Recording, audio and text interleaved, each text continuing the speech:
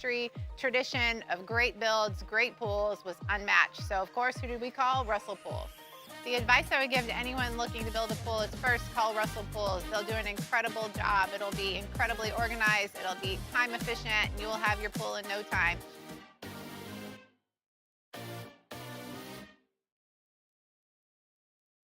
Gulf Coast Bank and Trust is giving our customers the power to bank anywhere, anytime during this challenging event. And we're right there with you. Our mobile banking app is a smart way to manage your money and time. Gulf Coast Bank and Trust, the bank that cares about you.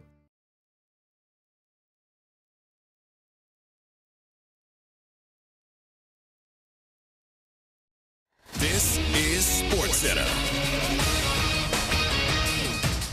I'm Christine Lisi. The 49ers expect to know in the next few days if quarterback Brock Purdy will be able to play in Week 2 against the Saints. Purdy's status uncertain because of shoulder and toe injuries. If he can't go, San Francisco will turn to backup Mac Jones. ESPN NFL insider Dan Graziano. They feel like they're confident in Mac Jones given the training camp that he had. So if he has to play, they should be okay, they hope, for a week or two. But the question would be, who is Brock Purdy or Mac Jones throwing to? Dan referring to tight end George Kittle, who's landing on IR with a hamstring injury. Receiver Juwan Jennings is dealing with an injured left shoulder. The estranged wife of Dolphins receiver Tyreek Hill has alleged 8 separate incidents of domestic violence in court filings related to the couple's divorce case. Hill has vehemently denied the allegations. With the injury to safety Deshaun Elliott, the Steelers signed former Patriots safety Jabril Peppers. NBA, according to ESPN's Shams Charania, restricted free agent Josh Giddey has agreed to a 4-year, $100 million deal to re-sign with the Bulls. He cements himself as Chicago's cornerstone at starting point guard, his contract fully guaranteed. Hey, it's your resident Super Bowl champ, Chris Candy. Coming up Wednesday, we saw some impressive debuts from old quarterbacks in new places.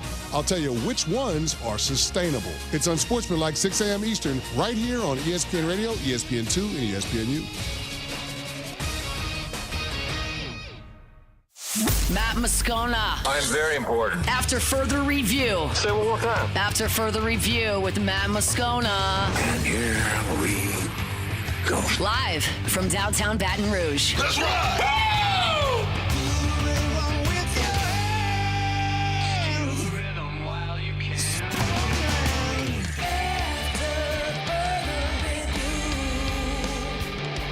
And off we go.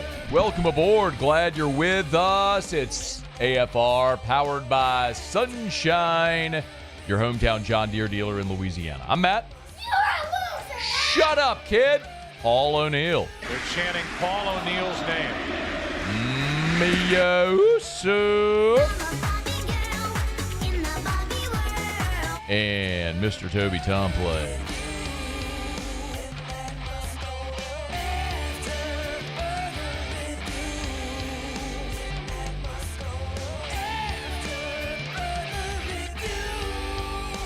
All right, we're here. Glad you are as well. Get out there, make it a good one. Shea Dixon in 15 minutes from right now. Tigers hosted an SEC quarterback commit this past weekend. Shea's going to tell us about it in about 15 minutes from right now. I got J-Boy. Jake Crain will be here in 1 hour. Sean Salisbury in hour 3. Let us begin as we do every single day. It's time to pop the top on another edition of AFR with Bud Light. Drink easy. I have been waiting a while for this segment. So, you probably remember LSU lost to Florida last year. You probably, or could even remember that LSU lost by double digits. It was 27-16. You might have, intentionally, tried to block out every detail of that game and how it all transpired. Do you remember what happened in Gainesville a year ago? Let me refresh your memory.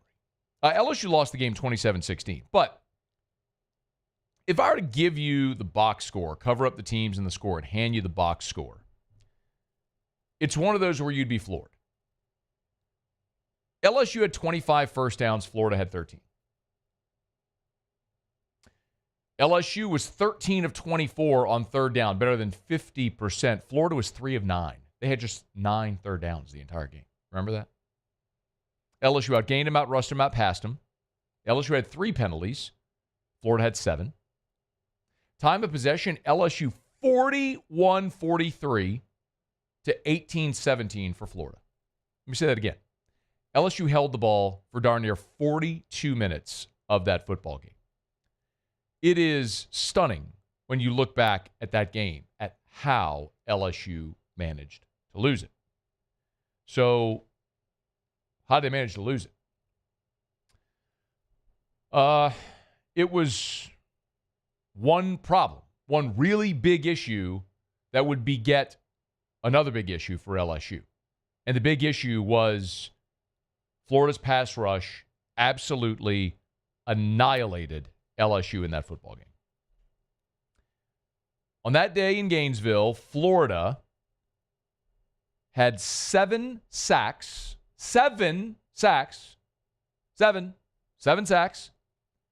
and 11 TFLs. What? 7 sacks, 11 TFLs in that ball game a year ago. It was one of the most incredible things you could possibly imagine seeing with how that all transpired, especially given how good that LSU offensive line was generally against the rush. On top of the 7 sacks, 11 TFLs, Pro Football Focus credited Florida with 14 hurries and 20 pressures. 20 pressures in one game.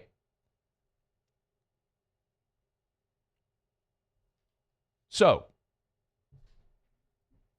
that obviously led to some real issues for LSU as they put together drives. LSU, in the first half, 13 plays, 41 yards. That's some Les Miles-ish right there. 13 plays, 41 yards, 6:45 off the clock. They miss a field goal. Tigers get down deep in Florida territory. Ultimately, after a TFL and a false start, they end up missing a field goal. The Tigers would put together a 14-play, 85-yard touchdown drive that chewed up 5:51 off the clock. And right before half, LSU put together a 12-play, 47-yard drive, chewed 3:17 off the clock. They got all the way down to the Florida 25-yard line. Shamar James sacks Nuss for a loss of 8. Tigers have to kick a 50-yard field goal before half. On the first drive of the second half, 15 plays, 62 yards, 7:44 off the clock, and your Fighting Tigers of LSU get all the way down to the Florida 13-yard line. They score a touchdown. Offensive pass interference. They end up kicking a 45-yard field goal. After a 15-play drive that covered 62 yards and ate up 7:44 off the clock. Yeah, that was a gigantic problem. And Brian Kelly knows it. When Brian Kelly was doing his media availability on Monday, and I listen to press conferences a lot, and when I sit there in these press conferences, I feel like I learn tells and what to listen for. Press conferences largely are very boring. But when you listen to someone speak over and over and over and over again, you learn based on their actions, their behavior patterns, what they choose to emphasize, what they choose to ignore, et cetera. You learn certain things. And when a coach is asked one thing and gives a completely different answer, he or she is indirectly telling you that's what matters the most. Like, for example, Brian Kelly had a question about explosive plays. Like, so far in this season, LSU's only had 3 plays beyond 20 yards in the passing game. He's like, what's wrong with the explosive plays? Well, he goes, blah, blah, blah, blah, blah, blah, blah, and finishes with this. We need to score more points. I think really the issue for me more than anything else is converting in those tough territory areas and scoring touchdowns instead of field goals. I like the balance now that we have explosive receivers that can catch it, but we also can run the ball and get some explosive. We really struggled with that last year. And so where I'll really be interested in see where this thing falls is our conversion rate in the red zone and scoring touchdowns instead of field goals. Brian Kelly's asked about explosive plays, and he diverts the conversation to red zone. Brian Kelly was asked about Florida's defensive front because it was, as I mentioned, 7 sacks, 11 TFLs, 14 hurries, 20 pressures. He's asked, hey, the Florida's defensive line, they wrecked you a year ago. How do you fix that? Blah, blah, blah, blah, blah, blah, blah, blah. And it really comes down to your focus and execution more than what Florida. And we respect the players that they have. Last year, we didn't convert. We didn't cash in when we got into opportunities to put touchdowns on the board. We settled for field goals. So we have to score touchdowns. That was the case this weekend, too, right? I mean, we get all the way down there on a drive, we're kicking field goals. We need to convert when we get into that tough territory. Brian Kelly is telling you over and over again, like, they've got to be better in the red zone. Last year, your Fighting Tigers of LSU converted points in the red zone at an 83% clip. They converted touchdowns in the red zone at a 56% clip. That was 94th in the country. Typically, you want to be north of 90% getting points, and you want to be at about 75% touchdowns, 3 out of 4. This past weekend, you had 5 red zone possessions. You scored on all 5. That's fantastic. You kicked 3 field goals. You had 2 touchdowns in the red zone. You were 40% touchdown conversion. You needed that to be 4 out of 5. And if that was 4 out of 5, you blow the doors off of Louisiana Tech, and we're not having the conversation we are today. So, yes, they got to be better. And what derailed a lot of those drives last year was Florida's defensive front wrecking stuff. If you don't remember, and this is, by the way, there's 2 reasons sort of to believe that LSU could fare better. Shamar James last year led Florida with 11 tackles. He had 2 sacks, 2 TFLs, 2 passes defended. The great news is that Shamar James now plays for the Dallas Cowboys. So he will not be in Tiger Stadium on Saturday, at least not wearing Florida blue and orange. Tyreek Sapp was equally a nemesis. He had 8 tackles, a sack, and 4 TFLs. Shamar James, 4 TFLs. I'm sorry, Tyreek Sapp, 4 TFLs. He still plays for Florida. He wears number 94. You better realize where that dude is on the field. The third leading tackler for Florida last year is a guy named Jack Pyburn. He had 8 tackles in that ball game. I get great news.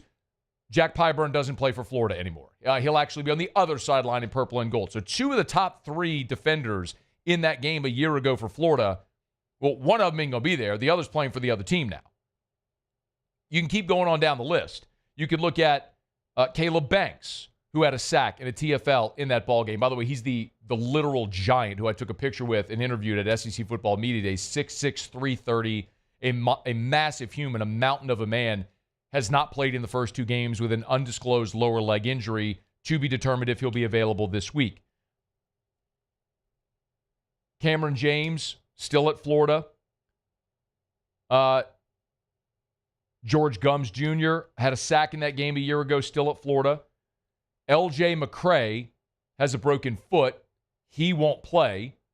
And then Brendan Bett, who is the spittor from this past week and the game against South Florida, to be determined if he'll be suspended by Billy Napier. It sounds like he's going to play. I don't think Billy Napier is going to cut off his nose despite his face. He's a transfer from Baylor, but that's another defensive lineman that's up in the air. So Florida's defensive front, just from what they were a year ago, is significantly lessened. And on the flip side of it, when you look at the LSU offensive line, even sans Braylon Moore, what I will point out is that while, yes, I fully and wholeheartedly understand the issues with Paul Mabenga, with DJ Chester, who a year ago in that game against Florida, Mabenga allowed 8 pressures, Chester allowed 4. Of the 20 pressures allowed, which is an insane number even to say out loud, 8 were Mabenga, 4 were DJ Chester. For what it's worth, in that game, Mabenga graded out at a 45. Chester graded out at a 50. When you look at those two, by Pro Football Focus, by the way, when you look at those 2 guys right now, again, I'm not sitting here telling you that either one of those guys are All-American candidates.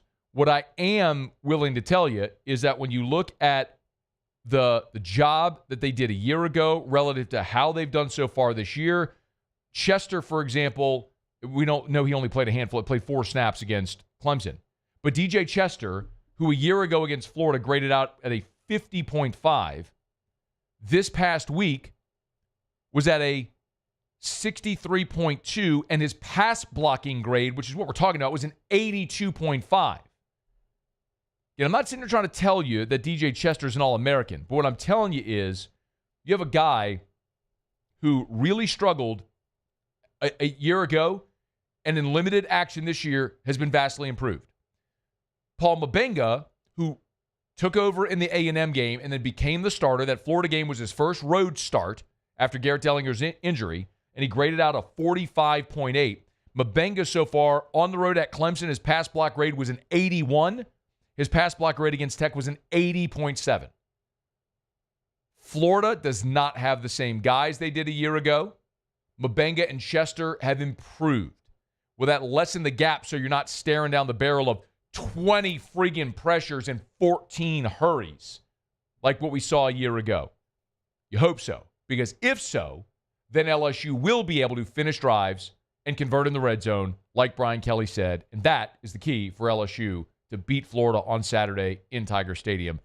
I don't think it needs to go any deeper than that, because LSU is a better team, a more experienced team, a more veteran team, a more talented team, and they're at home. You just need to not let Florida end up with 7 tackles, 7 sacks, 11 TFLs, 14 hurries, and 20 pressures.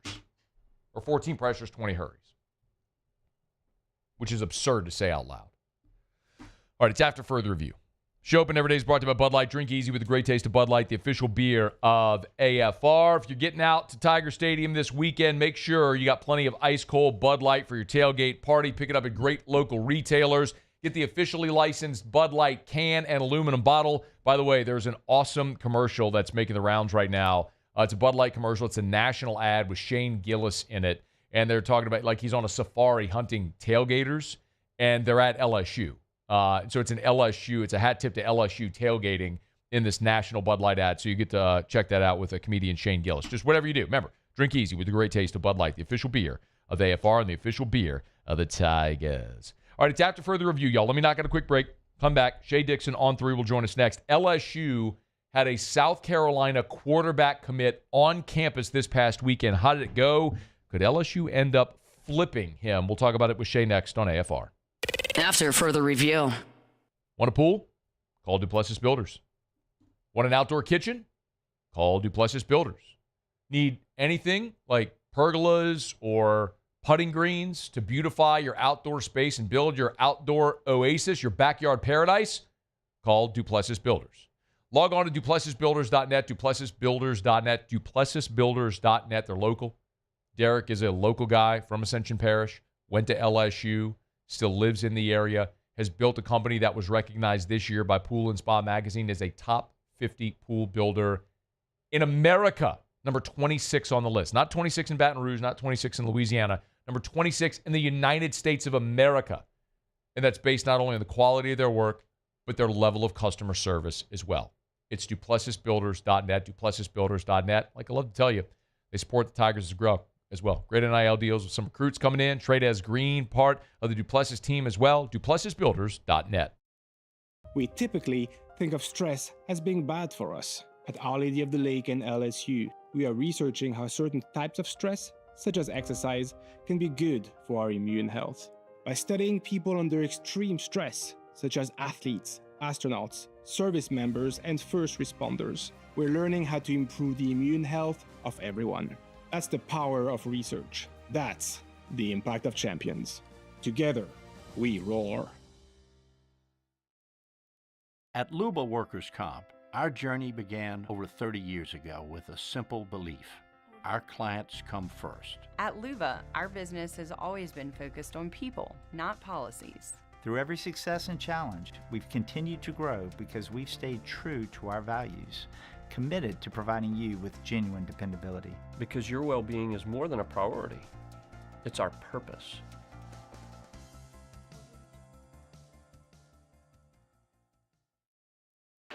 When it comes to industrial construction, River Parish Contractors can do it all. Mechanical, structural, custom fabrication, specialized welding, and turnaround services. Strategically located in between Baton Rouge and New Orleans, we have the local team with the experience and commitment to safety to manage the most complex industrial projects. Period. Here's the deal. Partnering with us means your project is delivered on time, on budget, and most important, safely. River Parish Contractors, let's get building. Value Chrysler Dodge Jeep Ram is taking $22,500 off MSRP on the brand new 2025 Ram 1500 Laramie with $22,500 off MSRP with a complimentary 7-year powertrain warranty that comes with all new Bayou Automotive vehicles. If you need sales or service, the crew at Bayou Automotive is going to do right by you. Hi, this is Beth Serena. Welcome to my pool.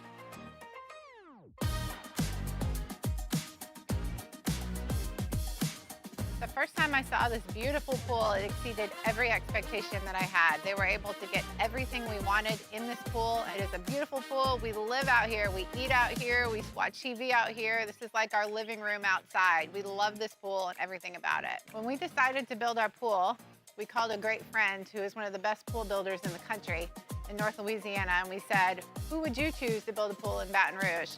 And without a hesitation, he told us Russell Pools. He said their history, tradition of great builds, great pools was unmatched. So of course, who did we call? Russell Pools. The advice I would give to anyone looking to build a pool is first call Russell Pools. They'll do an incredible job. It'll be incredibly organized. It'll be time efficient. And you will have your pool in no time.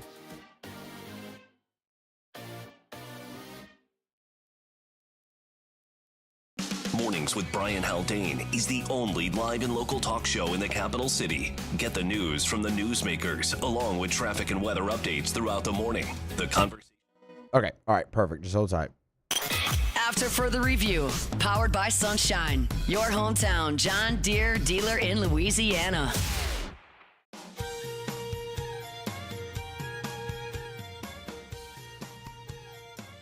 Yeah, rolling along on a Tuesday. Always appreciate our friends over at Sunshine, your hometown John Deere dealer in Louisiana. You're going to be out at Tiger Stadium for all these home football weekends. Our friends over at Sunshine will have a big old green John Deere tractor out there, so get on by and tell my folks over at Sunshine hello. Sunshine, sunequip.com, sunequip.com. Shea Dixon on 3, the Bengal Tiger, joins us every Tuesday. Talk a little Cruton. How are you, Shady? I'm doing well. How are you, Matt? Doing really well. Let's start with maybe the name we've all kind of been waiting on. South Carolina quarterback commit Landon Duckworth visited LSU over the weekend. Is this the flip target that LSU has maybe been rumored to be in the mix for?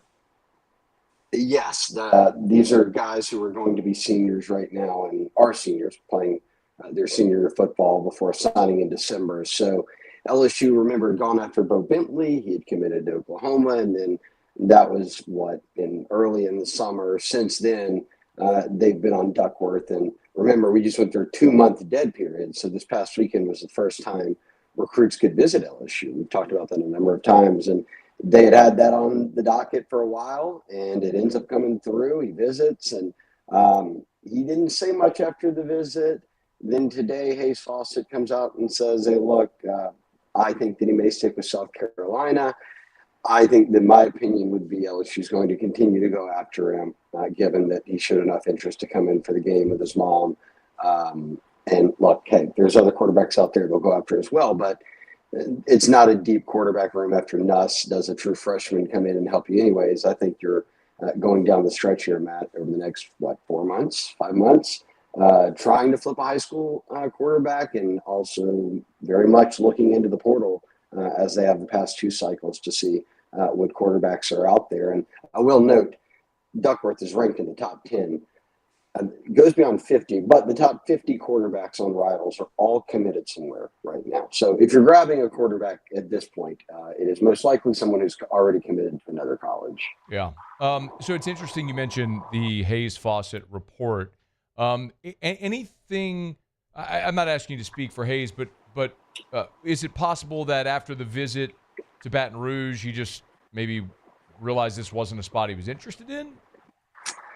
It's possible. I don't think that's the case based off, who people have spoken with. I think that he's one of the marquee players in South Carolina's class. He's been committed to him twice now, opened it up before, and then committed again to Shane Beamer and that staff. So I think this is more of him saying, hey, look, I'm getting peppered with questions. Right now I'm solid.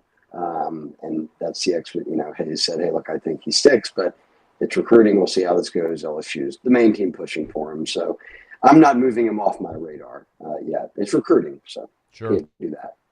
He's a a 4-star nationally there by Rivals in that composite. He's the number 85 overall player in the country, the number 8 quarterback there according to Rivals, so one to watch. Shea, as we look forward, though, to 2027, Peyton Houston, who's a giant prospect in Louisiana, is set to make his announcement. What can you tell us is the latest there? Well, for a while, Matt, people thought he was going to go to Southern Cal, or at least that was the opinion of Steve Wiltfong, some of the national people. And then Oklahoma started to push, and look, LSU as well. All of them were pushing for Peyton Houston coming out of Evangel. He had a great year a year ago. Now he's a junior, so he's starting out his junior year at Evangel. But that's kind of the trio of teams that were really among many that had offered that were kind of thought to be in the lead group. And was in Norman this past weekend. They beat Michigan. He's got a good relationship with that staff. So a lot of them said, hey, we're putting our picks in on Oklahoma. USC might be a little far from home here. Sooners had a big weekend. This could have been kind of the thing that helps him feel like that could be the pick. I'm still on wait and see because Peyton Houston announces Monday, and this weekend he'll be at the LSU-Florida game. So LSU getting the final visit, getting the chance to talk to him and his family before he makes that announcement. I'll wait and see.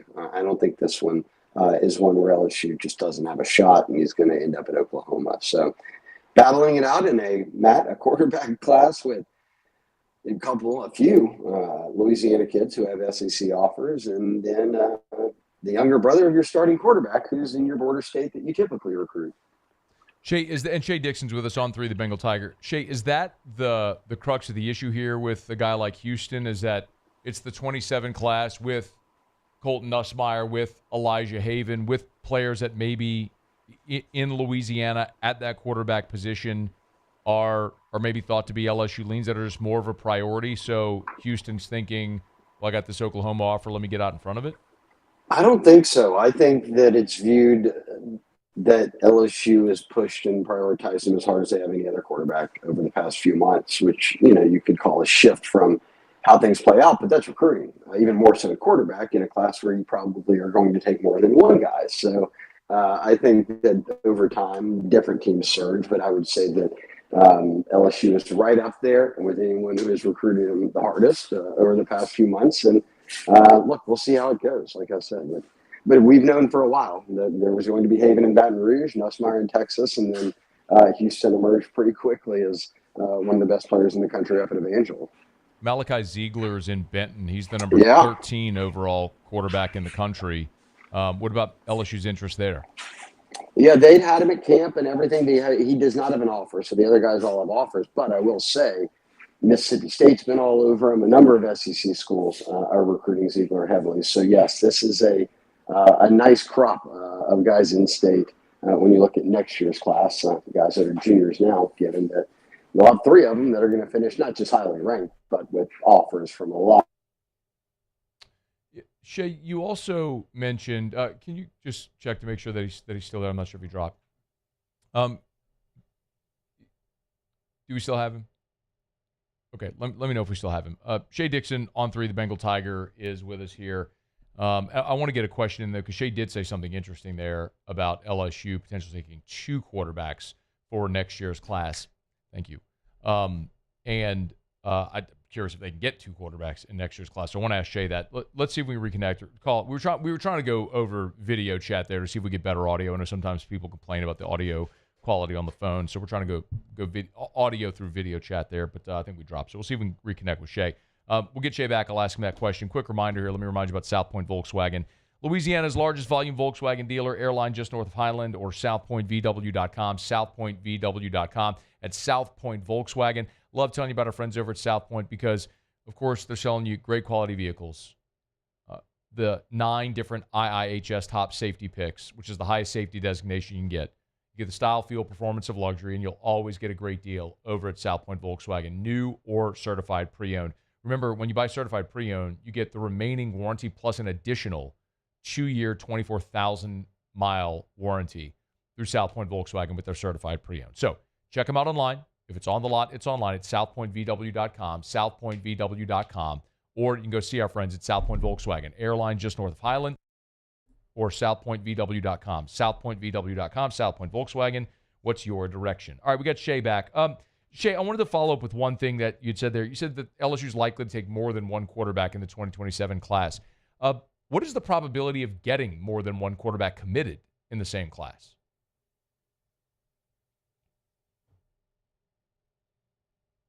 Okay. Or were you calling him or were you back on the... Okay, hey. It's okay. Calm down. Just call him back. It's fine. But I do want to get that one question into Shea, and we'll wrap it. And I also want to talk about the visitor list for last weekend and what we can expect coming up this week for LSU and Florida on a big recruiting weekend.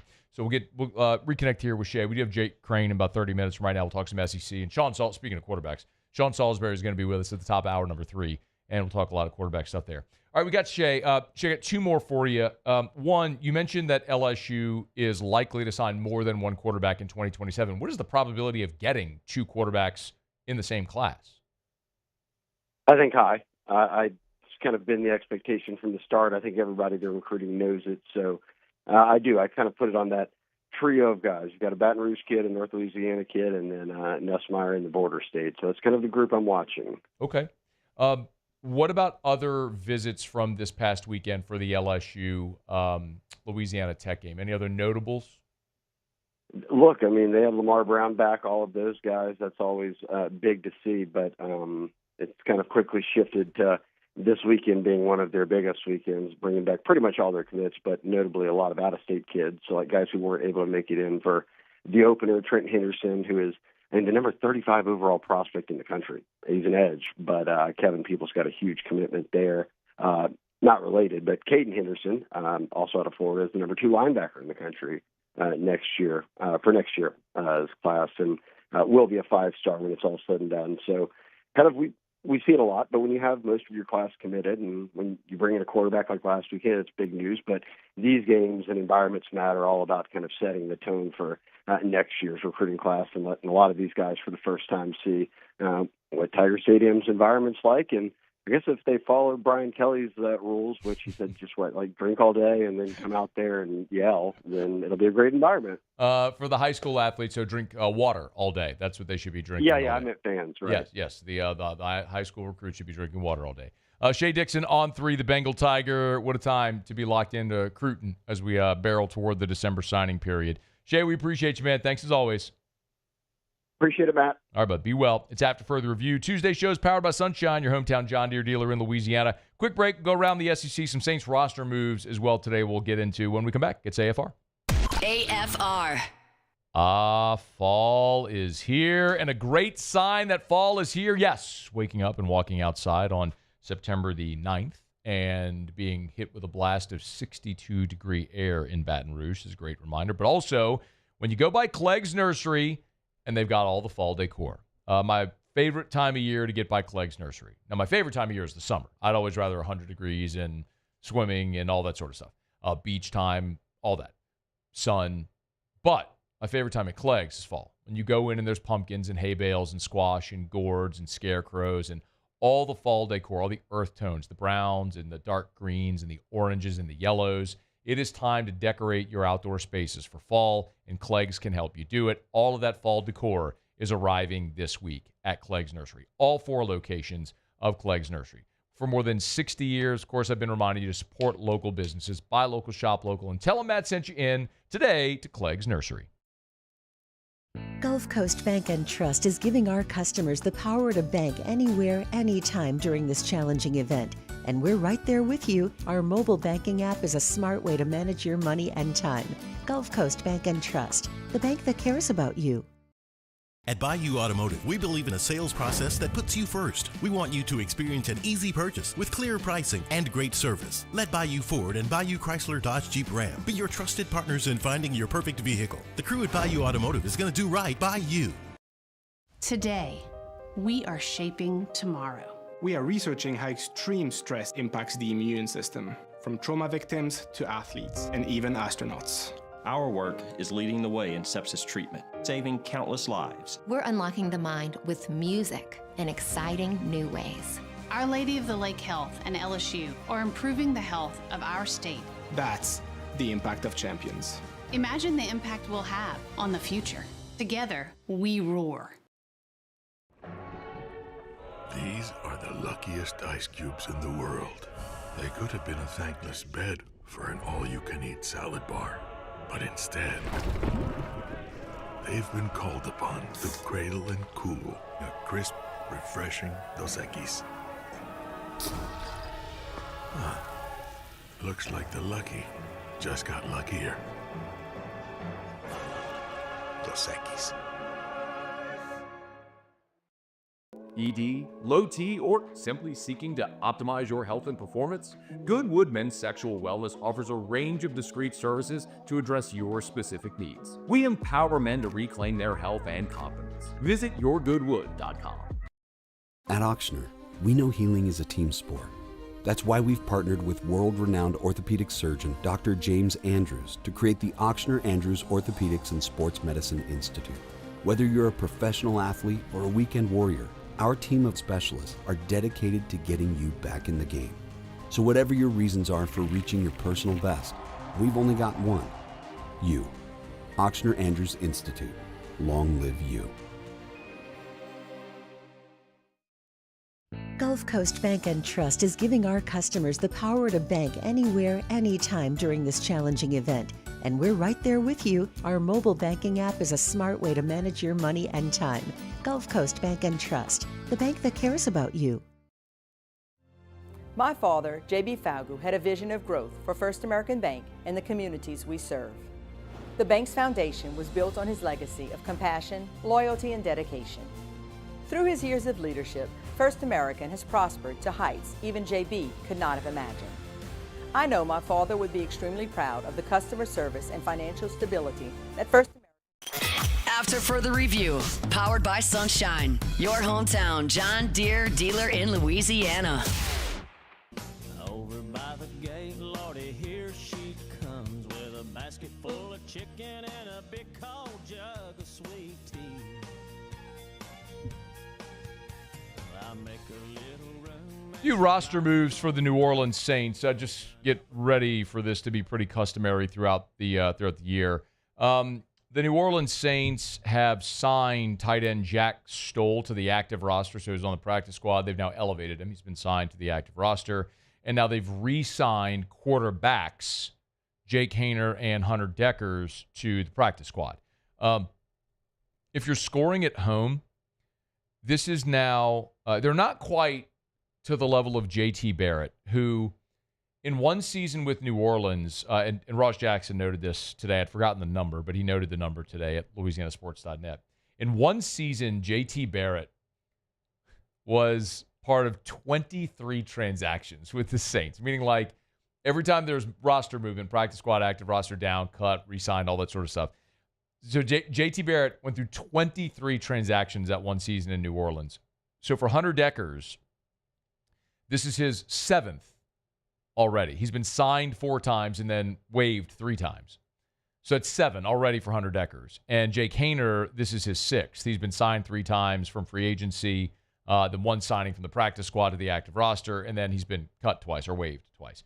So this is just going to be life for these 2 guys throughout the course of this season, as is customary. When you get into a given week, and sometimes there's injuries, you always look at like who's the last guy in and who can you move that you think will be protected from being signed off the practice squad to or signed to another team's active roster, and who you can sort of have quote unquote protected. And those are going to be the guys that are cut, and you just tell them, hey, just stay there. We're going to re-sign you in a day. Just let us play this game, or whatever the case may be. So as they continue to manipulate the roster numbers, just expect that a lot this year with Hunter Deckers and Jake Haener. I wouldn't suspect either will play this year. God help us if they do. But the more significant news, I think, today is with Stoll being signed to Jack Stoll being signed to the active roster. So would obviously anticipate him playing this weekend against the 49ers for the Saints. All right, it's after further review. We're glad you're hanging out with us here. Brought to you by Parish Restoration, parishrestoration.com. Kill mold, remove odor, parishrestoration.com. Talked to Jim Woodworth, just chatting with him last week. As a matter of fact, they were able to do, I'm excited to tell you, there's a pretty significant NIL deal we're going to be able to tell you about soon, but a member of the Tigers football team that, pretty popular member of the Tigers football team, had mold in his house, called Parish Restoration, dry fogged it, knocked out the mold, and as a result, was willing to do an NIL deal, do their testimonial. Can't wait to share that one with you. A very significant player at LSU, or excuse me, for the Tigers, wearing a number in the teens that is a very respected number. Let's put it to you that way. Anyway, parishrestoration.com, parishrestoration.com. That's a patented non-toxic dry fog, meaning that it's patented, no one else is using it. It's non-toxic, so it's safe for your family, your plants, your pets, everything. And it's dry fog, so it's not going to mess up your furniture, your carpet, your drywall. It's a dry fog. It's Parish Restoration. Parishrestoration.com, parishrestoration.com. All right, we do it every day about this time. Let's go around the SEC. Around the SEC, bringing you the biggest news from the nation's best conference. Texas A&M! All right, Mike Elko is giving the latest on Marcel Reed, who left the win over Utah State in the third quarter. Had some concern over his status for this weekend's matchup against Notre Dame. Elko said Marcel will be fine. That's where we're at, not allowing anything else there. Reed took a big hit from a Utah State defender. Kind of stayed on the field, then later walked to the sidelines, but apparently he's good for this week in South Bend. The Texas Longhorns. Steve Sarkisian gave an injury update on Texas running back Quintravian Wisner, third-year running back, missed Saturday's game against San Jose State. Sarkisian said he's not ruling out Wisner completely ahead of this week's game against UTEP, but would list him as doubtful with a leg injury. The Tennessee Volunteers. Tennessee's bringing Georgia into Neyland Stadium this weekend, and they are going to be without their two starting cornerbacks. Junior Jamon McCoy, who's a preseason All-American, and junior Ricky Gibson III, both of them will not play this weekend against Georgia. Sources telling Pete Thamel, who was the first with the news, both players missed last week's game against East Tennessee State. McCoy recovering from a torn ACL. Gibson hurt his left arm in the second quarter of the game against Syracuse and is still not good to go. The Auburn Tigers. Hugh Freeze has given an update on running back Damari Alston. Missed his second game this past week due to a shoulder injury, questionable for this weekend's game against South Alabama. Also, reserve running back Darrell Robinson was rushed to the hospital for a sudden procedure on a collection of blood in his thigh that'll sideline him for a period of time coming up. The Kentucky Wildcats. And Mark Stoops gave an update on defensive back DJ Waller, who missed the game against Ole Miss after suffering an undisclosed injury in practice. Said status is up in the air. He said more than likely he will be out this week for the Wildcats as they play Eastern Michigan. He is still listed as a starter on the depth chart. All right, there you have it. That is Around the SEC. Tuesday shows are powered by Sunshine, your hometown John Deere dealer in Louisiana. Of course, it's Florida week, so you better believe Sunshine's going to have a lot of their great content from years past when they've gone with LSU athletes on gator hunts. Of course, Sunshine, your hometown John Deere dealer in Louisiana, a proud supporter of LSU athletics. One of the things I'm pretty fond of saying around here is that all officials are bad at their jobs. And I mean that sincerely. And whether it's referees in football, officials in basketball, umpires in baseball, they're all bad at their job.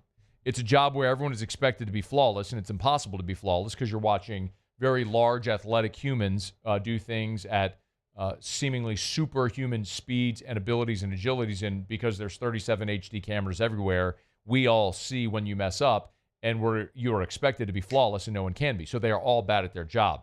But missing a call real time is one thing, and then just not knowing the rules is another. A Big 12 officiating crew has been suspended following a rules violation in Missouri's win against Kansas this past weekend. So there's a play in the first quarter. Missouri scored their first touchdown, scored the first touchdown of the game. Well, Missouri was flagged for unsportsmanlike conduct. Kansas blocks the extra point, and they started to return it. Now, they were tackled before they could return it for the two-point conversion. Well, the ensuing kickoff by Missouri apparently was illegal. The Big 12 officials allowed a punt to occur on a free kick, which is a violation of the NCAA rule book. That should have just been a kickoff. It wasn't a safety. It shouldn't have been a free kick. It should have been a natural kickoff. Well, they allowed a punt.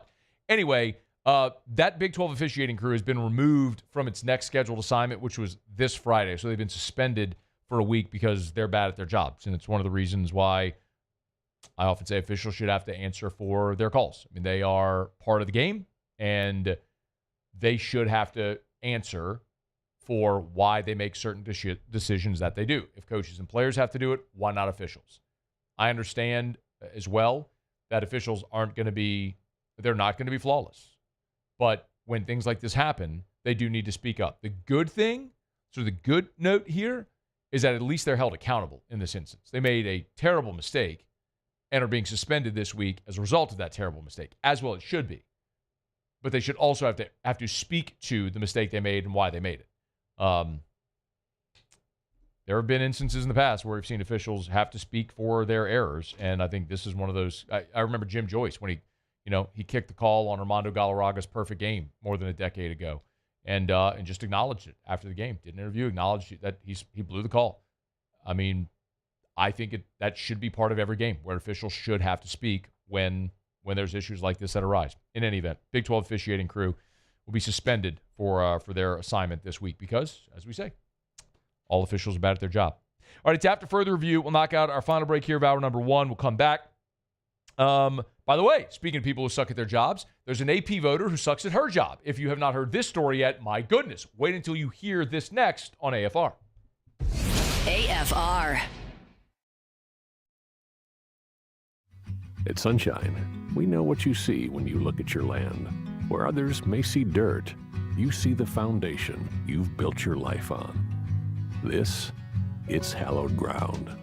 It's past, present, and future. We're proud to provide quality John Deere equipment to help you maintain the land you love. Check out our current promotions and learn more about what it means to be powered by sunshine at sunequip.com. Parish Construction and Roofing. This is Coach Kim Mulkey. Go to parishbuilt.com for all of your roofing needs. From your hometown, parishbuilt.com. My father, J.B. Falgout, had a vision of growth for First American Bank and the communities we serve. The bank's foundation was built on his legacy of compassion, loyalty, and dedication. Through his years of leadership, First American has prospered to heights even J.B. could not have imagined. I know my father would be extremely proud of the customer service and financial stability that First American provides to Southeast Louisiana. We continue to thrive because of the legacy of J.B. Falgout. These ice cubes could have been a thankless bed for an all-you-can-eat salad bar. But instead, they cradle and cool the crisp, refreshing Dos Equis. Nicely done, ice cubes. Baton Rouge's home for real rock. It's Eagle 98.1. Foo Fighters. Led Zeppelin. AC/DC. Pearl Jam. And the flagship home for LSU sports. Take us anywhere with the Eagle 98.1 app. Eagle 98.1 is the rock station. Family owned and community driven. Service Chevrolet Cadillac, a legacy you can trust since 1972.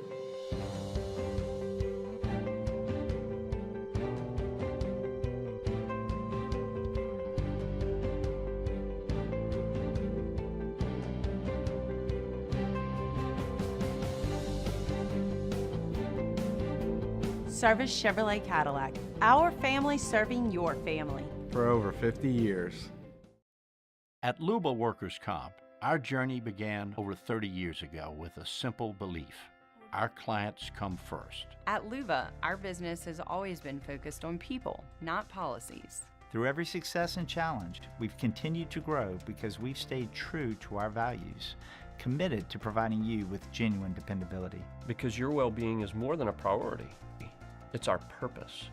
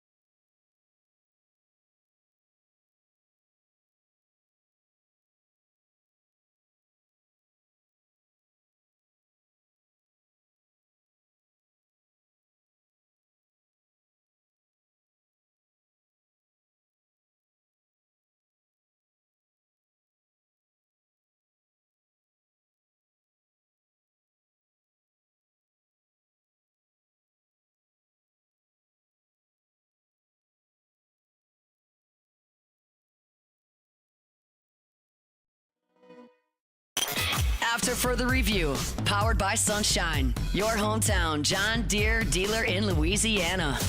She thinks my tractor's sexy. It really turns her on. She's always staring at Haley Sawyer has made her Twitter account private. It's probably a good idea. You might be asking yourself, Scone, who's Haley Sawyer? Scone, who's Haley Sawyer? Glad you asked, Muse. Thanks. Haley Sawyer covers Southern Cal sports, USC, the Trojans. She covers USC for the SoCal News Group. According to her Twitter bio, she's also an adjunct professor for the College of the Canyons. Oh, never heard of it. And CSUN, Cal State University, Northridge. That I've heard of, yes. Yeah. Well, as a result of her job working for the SoCal News Group, Haley Sawyer is an AP voter in the AP poll. Okay. The AP is the Associated Press. If you're not familiar with what the Associated Press is, it's basically a collection of news outlets. Almost like a, what would you say, it's not a union, but think of it that way, like group of all the, it's a professional entity where all of the professional news organizations are members of the Associated Press. That's what the name says. And so every year for 100 years, the Associated Press has put out a poll. And boy, they came under a lot of fire back in 2003. Remember when they had the split championship with LSU and Southern Cal? Mm-hmm. Despite the fact that before the season started, we all knew there was the BCS, and that was how we were going to crown a champion collectively in college football. The Associated Press voted Southern Cal the national champion. So they awarded their championship to Southern Cal when LSU won the BCS. You all remember that. Anyway, I digress. Haley Sawyer has a vote in the Associated Press college football poll. She's a voter. And this week, Haley Sawyer moved Florida up 2 spots in her poll. Yes, you heard that correctly. Haley Sawyer moved Florida up 2 spots in her poll.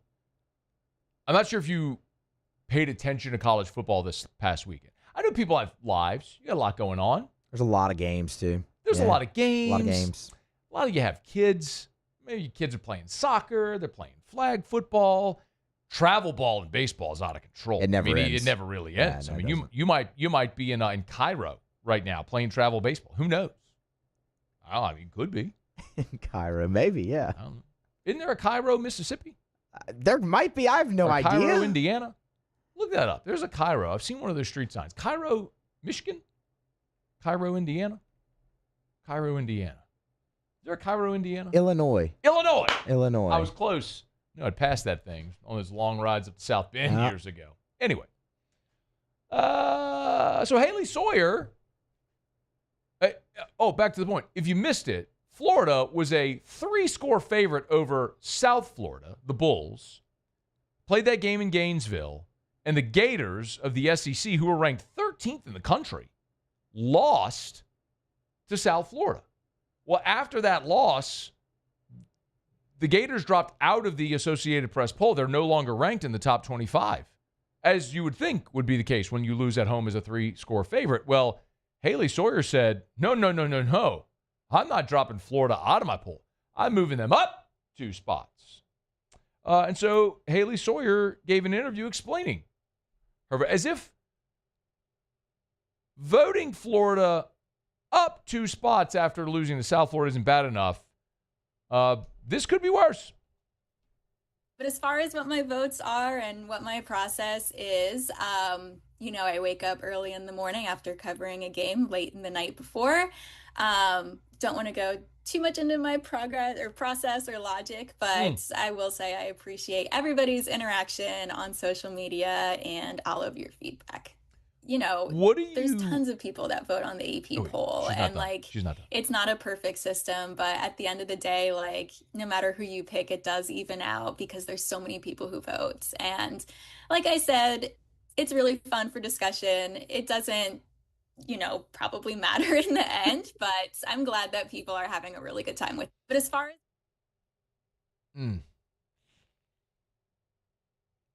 I don't want to go into my process or logic.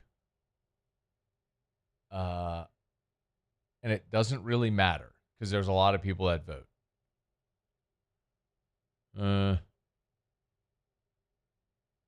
If you've ever needed reason to never take a poll seriously, Haley Sawyer just gave you reason to never take a poll seriously. You want to know why I don't bother to vote at SEC Media Days on that crap? Because of stuff like that. Just to think, for many years, that's how you crown national champions. What do we think the odds are that Haley Sawyer actually thought that Florida beat South Florida? I'd have to say pretty strong. I think she just totally screwed up and doesn't know the difference between the two.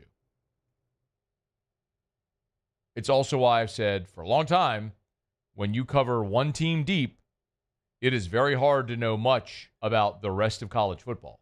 Case in point, Haley Sawyer. Sometimes it's better to say nothing and be thought a fool than open your mouth and remove all doubt. Case in point, Haley Sawyer. Hour 2 next. AFR. We're brought to you by Our Lady of the Lake, championship health partner of LSU Athletics. Our Lady of the Lake and LSU together, we roar. I love telling you about, obviously, the great work that Our Lady of the Lake does at LSU with the LSU student athletes. I'm very excited about the naming rights of the new basketball arena, which hopefully very soon will all be approved by the Board of Supervisors, and we'll get to break ground on that soon, and we'll start the progress of that amazing facility for our entire community and state. But it's not just Our Lady of the Lake here in Baton Rouge. You see, Our Lady of the Lake is part of the Franciscan Missionaries of Our Lady Health System, which is a multi-state health system that touches all parts of Louisiana and parts of Mississippi as well. And FMOL is committing more than $250 million into facility upgrades to continue expanding healthcare for all of us. It's Our Lady of the Lake. Our Lady of the Lake and LSU. Together, we roar. Today, we are shaping tomorrow. We are researching how extreme stress impacts the immune system, from trauma victims to athletes and even astronauts. Our work is leading the way in sepsis treatment, saving countless lives. We're unlocking the mind with music in exciting new ways. Our Lady of the Lake Health and LSU are improving the health of our state. That's the impact of champions. Imagine the impact we'll have on the future. Together, we roar. Gulf Coast Bank and Trust is giving our customers the power to bank anywhere, anytime during this challenging event. And we're right there with you. Our mobile banking app is a smart way to manage your money and time. Gulf Coast Bank and Trust, the bank that cares about you. When you can't rely on technology, you can rely on Mountain Cold Refreshment. Dave's back on. Coors Light. Choose chill. Bayou Chrysler Dodge Jeep Ram is taking $22,500 off MSRP on the brand new 2025 Ram 1500 Laramie with $22,500 off MSRP with a complimentary 7-year powertrain warranty that comes with all new Bayou Automotive vehicles. If you need sales or service, the crew at Bayou Automotive is going to do right by you. River Parish Contractors has immediate openings for structural steel shop fabricators. Call or text Big Jake today at 318-547-1000 or go to rpcontractors.com and click on employment. River Parish Contractors. Let's get building. It's not just a game, it's a religion. You've got your team colors, team swag, and now your very own website. LouisianaSports.net. Everything LSU, Saints, and Pelicans. Sports on demand. In-depth coverage by sports writing pros with continuously updated news. And with the LouisianaSports.net newsletter, you get pinged directly with top trending stories. Best of all, now and always, no paywall. It's free. LouisianaSports.net. Powered by 104.5 ESPN Baton Rouge. Your home for Louisiana sports. At Luba Workers' Comp, our journey began over 30 years ago with a simple belief. Our clients come first. At Luba, our business has always been focused on people, not policies. Through every success and challenge, we've continued to grow because we've stayed true to our values, committed to providing you with genuine dependability. Because your well-being is more than a priority. It's our purpose.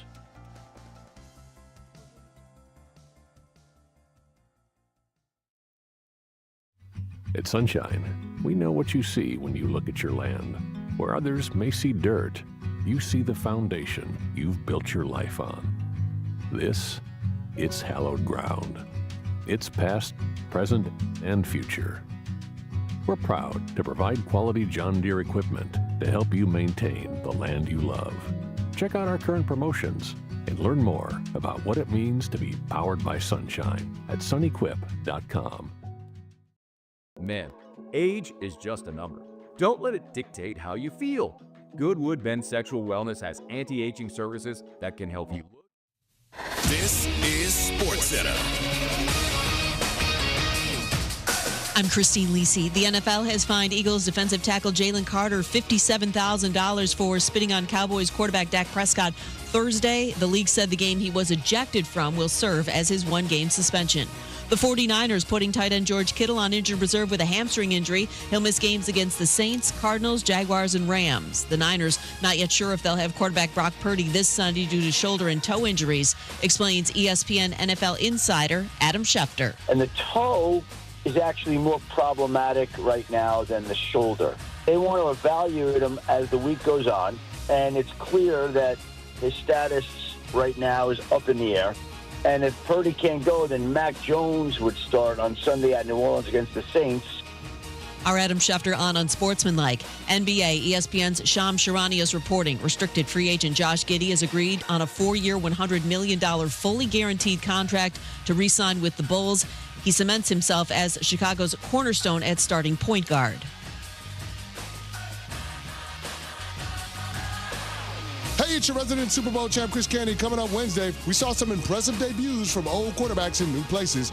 I'll tell you which ones are sustainable. It's Unsportsmanlike, 6 a.m. Eastern, right here on ESPN Radio, ESPN2, and ESPNU. Matt Moscona. I'm very important. After further review. Say it one more time. After further review with Matt Moscona. And here we go. Live from downtown Baton Rouge. Let's ride!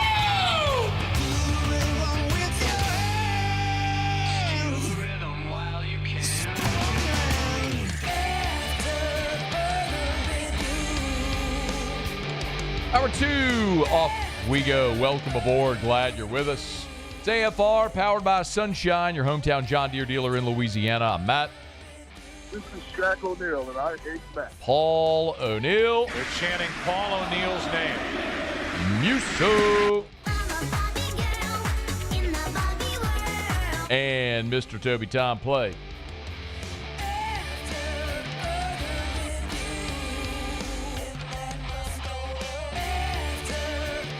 All right, we're here. Glad you are as well. Get out there and make it a good one. Some pretty significant injury updates for both the Saints and the Niners. We'll get to in about 15 minutes from right now. Sean Salisbury, 1 hour from right now. Our side piece, Jake Crain from Crain & Company, good enough to join us for a couple of minutes here. He who once prank called Ed Ogeron on his radio show and led to a damning threat. J-Boy, what's up, man? How are you?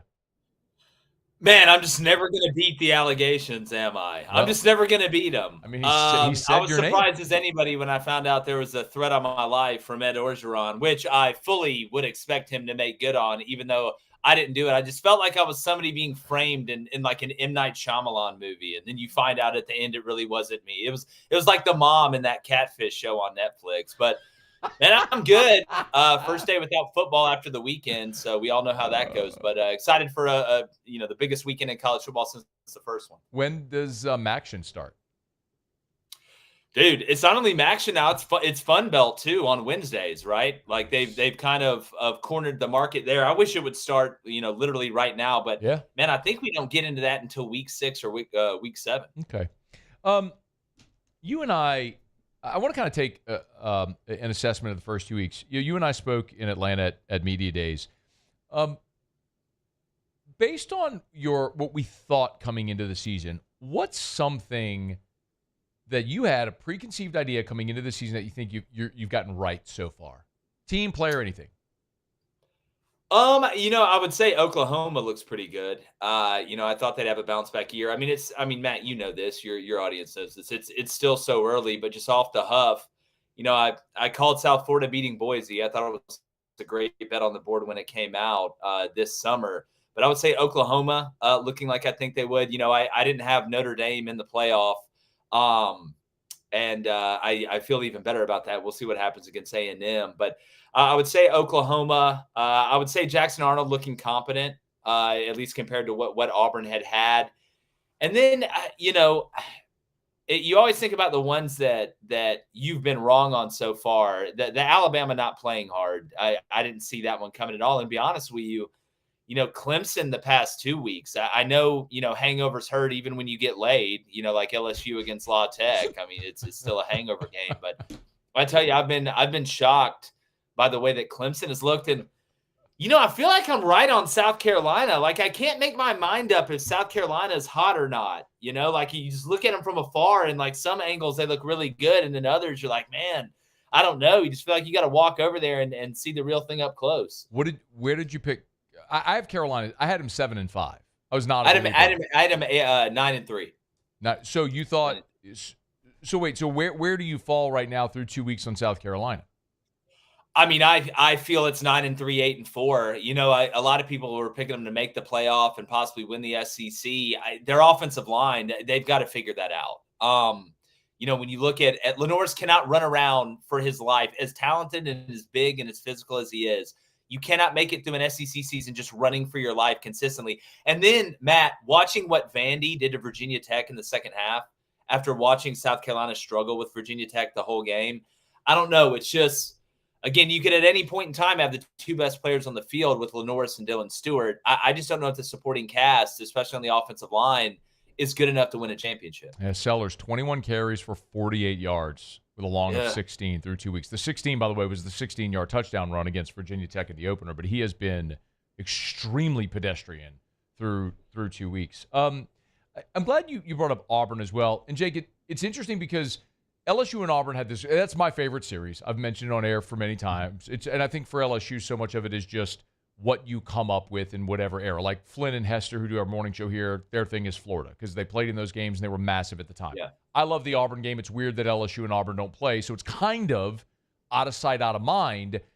What is going on there with Auburn? Do we feel like Hugh Freeze finally has gotten it right there and has turned the corner? Well, I mean, you can just tell the roster's better just watching them run around and on the line of scrimmage where it all stops and starts. This is the best offensive line I think Auburn's probably had since 2017, if we're going to be honest. And again, the sample size is really small, but then you see Baylor go on the road and beat an SMU team that I got a lot of respect for that's done a lot of winning with that core group to be able to come back with Sawyer Roberts and some of the guys they have running around. But outside of the personnel, I mean, so far, Matt, the quarterback has run the offense. Since Hugh Freeze got to Auburn, that's why I kept saying, who Ty Simpson looked like the most against Florida State, and I really haven't heard that many people say it, is he looked like Peyton Thorne. Like, that's what the Peyton Thorne experiment looked like for 2 years at Auburn. You can't run an RPO offense and not make the right decision at quarterback and have no threat to consistently be able to make the throws, the routine throws, to become balanced on offense. So I think you have a quarterback that is operating efficiently for the first time. And then you just have better players overall and better depth up front, which, again, I'd rather have a mediocre coach and amazing players than an amazing coach and mediocre players. Typically doesn't work out well. It's Larry Coker, Ed Ogeron won national championships with that 100%. Jake Crain's with us. He's on Twitter at JakeCrain_ Crain and Company. Make sure you subscribe on YouTube. And for those who don't know, Jake was a football coach for a while before he started his media career at the junior college level and at South Alabama, Montana as well, right? Yeah, Montana State. Yeah. Montana State. So go a little deeper, though, what you were talking about there with Peyton Thorne and Ty Simpson. Like, tie that together just because I don't think many people, like, I know I didn't watch a ton of Peyton Thorne. Auburn was largely irrelevant, and LSU wasn't playing. So tie that together if you would with Ty Simpson. Yeah, well, unfortunately, I had to watch all of Peyton Thorne, so I could basically write a thesis on this or a dissertation if I had to. A lot of it is how your mannerisms in the pocket. If you go back and watch a lot of the Peyton Thorne film and you watch Ty against Florida State, yes, Florida State's defensive line was playing in Alabama's backfield for most of the game, but even when he had a clean pocket, he would try and bail out to the right and left. And when your offense is rhythm, it's just like dancing, right? It's getting in a rhythm. You can mix tempos, but you want to get in a rhythm. You can never get in a rhythm if you don't throw it off the 3-step when that third foot hits. You can't get in a rhythm if you're not able to trust it with a 5-step or sit in the pocket in a clean pocket and actually extend the play from within the pocket. What made Jaden Daniels and continues to make him so good is that he can extend the play inside the pocket and outside of the pocket. That's really, really hard to defend because your aiming point, you're almost never right when you aim at him. Well, when you don't have that type of athletic ability, which not saying Ty or Peyton's not athletic, they both run decently well. They can break tackles, but they're so quick to pull the trigger. The offense can never get in a rhythm. And then when you can't make your layups, or like in baseball, LSU fans will appreciate this. You don't want to give the other team more than 27 outs, right? If you give a good team more than 27 outs, you're probably going to lose the game. Well, when a quarterback doesn't operate in a timing and rhythm standpoint through the offense, you're basically giving the defense extra outs. You're going to have to try and improvise through chaos plays and things like that. Everything looks hard. And that's what it looked like with Ty Simpson and with Peyton Thorne. And when you watch Jackson Arnold now, against Baylor, they're playing 2 high safeties with flat feet, not coming down. Yeah, you want to get greedy as a quarterback, as an offensive coordinator. But, dude, sometimes at the end of the day, you just got to make the smart play, and that's what Auburn's done, and that's been the difference. I got 2 more things, and I love we went there with this conversation. So you were talking about offensively needing to be in a rhythm. Like, I love the dance analogy, 3-step back foot, go, whatever. Through 2 weeks, LSU feels like they've lacked some rhythm. What do you see there with LSU's offense through 2 weeks? Well, yeah, and look, and say what you want, and I know I was talking about Clemson earlier. They have quality speed on defense. What's actually funny, Matt, is I always thought, just like to use another baseball analogy, I'd rather you be throwing 88 to 90 than up there throwing 82 to 85.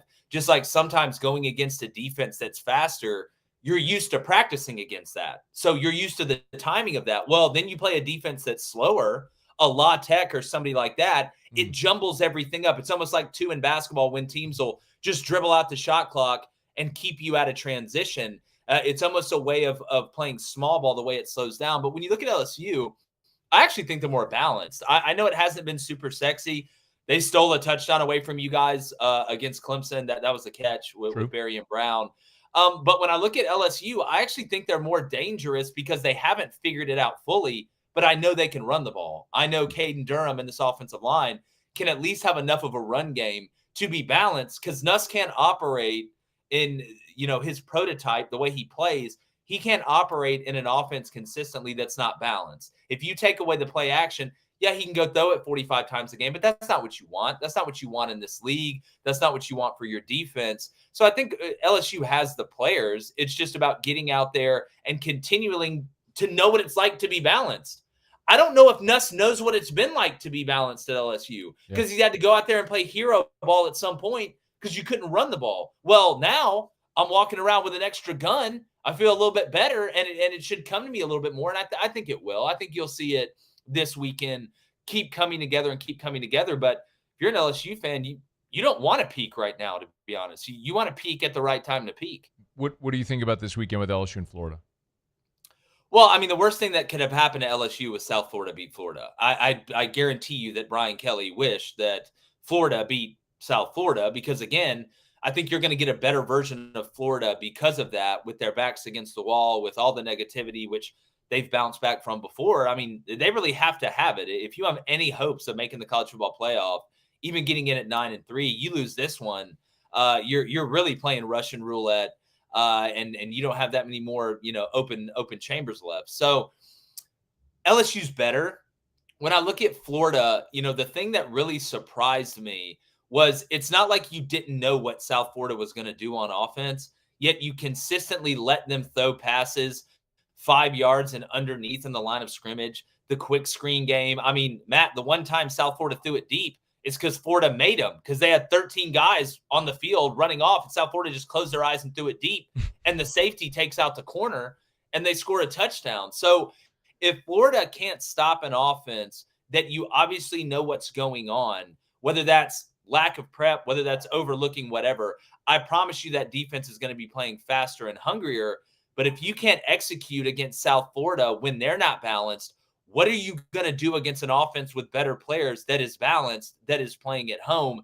And then on the offensive side of the ball, at some point, you're going to have to let DJ Lagway be the athlete that he is and stop protecting him with the play calls. You've got to get him involved in the run game. You can talk about injuries this and injuries that, but it totally takes away the dual threat conflict that defensive coordinators should have with DJ Lagway when they operate like they're operating. I just don't see a world in which Florida against an LSU defense that, number one, is mature. I think you've always had the players, but they're mature. They play their gap. They understand their assignment, and they're aggressive, but they're not over-emotional. That's a really fine line to walk. I just don't think Florida is going to be able to out-mature LSU in this game. You watch them spit on a guy last week. So you've got to feel good about LSU, but you'd much rather Florida have beaten South Florida than have lost that game. Bama wins over, under 8.5. I'm going to say over. I think they get to 9. I know looking at the schedule right now, it's tough to find 9 when you look at the way they played against Florida State. It's just hard for me to think, Matt, that – and we're not going to know until they're down against somebody of equal or greater value than they are, kind of the mental makeup truly of this team if they can bounce back. So it's pure speculation. I would say over just because I picked them to do well before the season, and I kind of hope it works out that way, even though I'm from Lee County. I would say over. They're going to kill Wisconsin, but we're not going to know until they're down at Georgia if this team is really about it mentally and that was a fluke thing, or if this is who they really are. Well, they're going to lose to Georgia, and my goodness, what's going to happen if they drop either Vanderbilt or Missouri, and they're at 3 losses before. Oh, yeah, look, you think. I am so ready for this. You think, it's like we say on the show, you thought January 6th was bad? Just wait until this happens. The hangover after getting laid is such a good line. It's so true. It's still like it may hurt a little less, but that's what LSU looked like against La Tech. It's like you went out. You had way too much. You probably mixed. We know you did. You said you weren't, but we know you did. And you end up it worked out. Fist bump. See you later. Maybe we'll get dinner sometime. But it's still, you're walking to the bathroom and everything hurts. Subscribe to Crain and Company on YouTube if you don't already. He's Jake Crain, he who once threatened Ed Ogeron on a. Dude, Matt, you got to stop saying that. They're going to kill me for real, bro. Like, the world needs to know that wasn't me. Listen to that person's voice. It's a better chance of being Pee Wee Herman than it was me. If I'd have called Ed Ogeron, I'd have asked him a real question. Like, hey, man, can I hang out with you after a game? Or, hey, next summer, can we go on a yacht and hang out with the way you hang out? But that was before I fell in love, though, Matt. Thank you, Jake. I appreciate the time. Hey, anytime, buddy. I appreciate you. Well, yeah, it's a great feeling, hangover, but you won, and that's what counts. So good luck this weekend out there. I can't wait to watch. Thank you, man. We appreciate it. Go subscribe to Crain and Company on YouTube if you're not already. If you're not, why aren't you? I mean, are you kidding me? Why aren't you subscribed to him on YouTube? It's AFR. Go to break. AFR. Get Gordon and get it done. Gordon McKernan, injury attorneys. If you've been injured in an accident, it's not your fault. Do what injured people in our state have done for 3 decades. Get Gordon and get it done. Gordon McKernan, injury attorneys. Of course, Gordon recently announced the newest member of the G team, Garrett Nussmeier, number 18 for the Tigers. They got a great sit-down that Gordon did with Garrett over at the Garage. That's Gordon's podcast studio there. And they've also got a really cool video they did together. If you've ever watched any of Gordon's commercials on TV, he always snaps. He goes, call me and get it done. He snaps and points. And so he's standing up in a studio, and he's walking Garrett through how to do it. It's good, wholesome content. It's pretty funny. Go check it out. It's on any of their social media. Gordon's like holding Garrett's. He's like, put your hand lower. Anyway, go check it out. It's at Get Gordon, at Get Gordon, at Get Gordon. Of course, the Gordon McKernan Billboard Design Competition is still going on. Get your entries in. Get Gordon and get it done. These are the luckiest ice cubes in the world. They could have been a thankless bed for an all-you-can-eat salad bar. But instead, they've been called upon to cradle and cool a crisp, refreshing Dos Equis. Looks like the lucky just got luckier. Dos Equis. Parish Construction and Roofing. This is Coach Kim Mulkey. Go to parishbuilt.com for all of your roofing needs. From your hometown, parishbuilt.com. I'm Gabrielle McLeod on behalf of the Louisiana Propane Dealers. I have spent hundreds of hours preparing for scholarship competitions. That preparation paid off when I won the Fitness and Talent Awards along with the title of Miss Louisiana. The Louisiana Propane Dealers are also pretty talented and want you to be prepared for when the power goes out. Visit LouisianaPropane.com to find out about propane generators and other safety tips. Louisiana Propane, it truly is the fuel for our future. We typically think of stress as being bad for us. At Our Lady of the Lake and LSU, we are researching how certain types of stress, such as exercise, can be good for our immune health. By studying people under extreme stress, such as athletes, astronauts, service members, and first responders, we're learning how to improve the immune health of everyone. That's the power of research. That's the impact of champions. Together, we roar. Hi, this is Beth Serena. Welcome to my pool.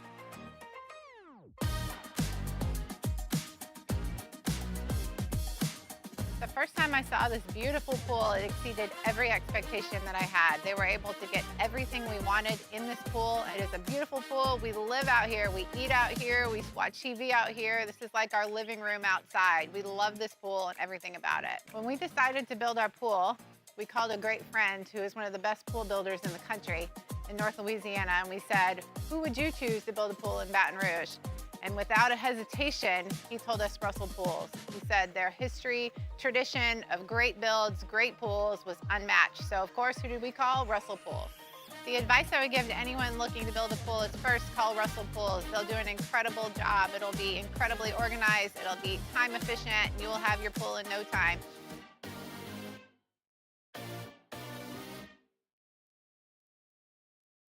Flight by Yingling is raising the bar by crafting the next generation of light beer.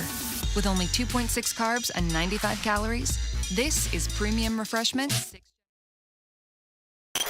After further review, powered by Sunshine, your hometown John Deere dealer in Louisiana.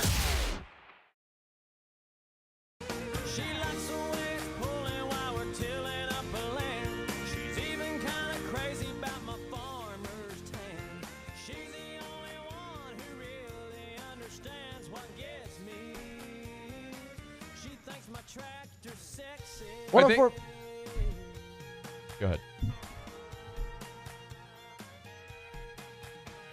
No, go ahead. Good.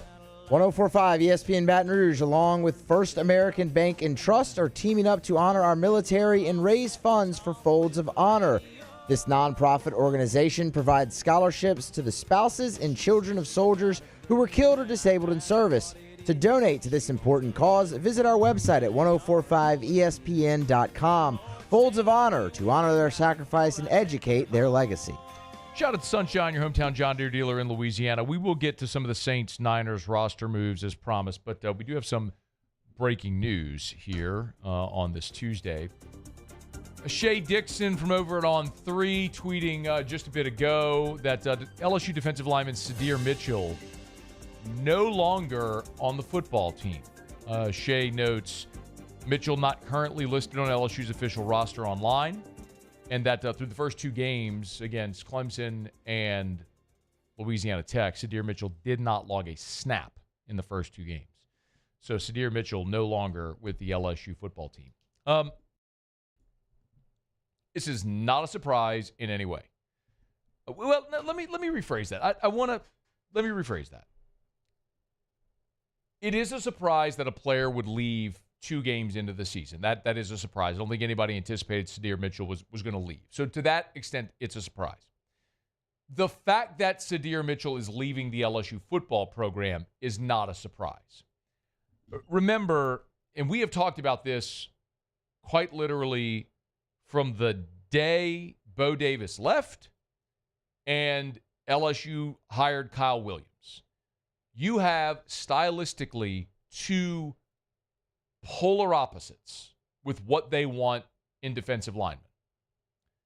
Bo Davis wants gigantic, space-eating human beings. That's what he wants.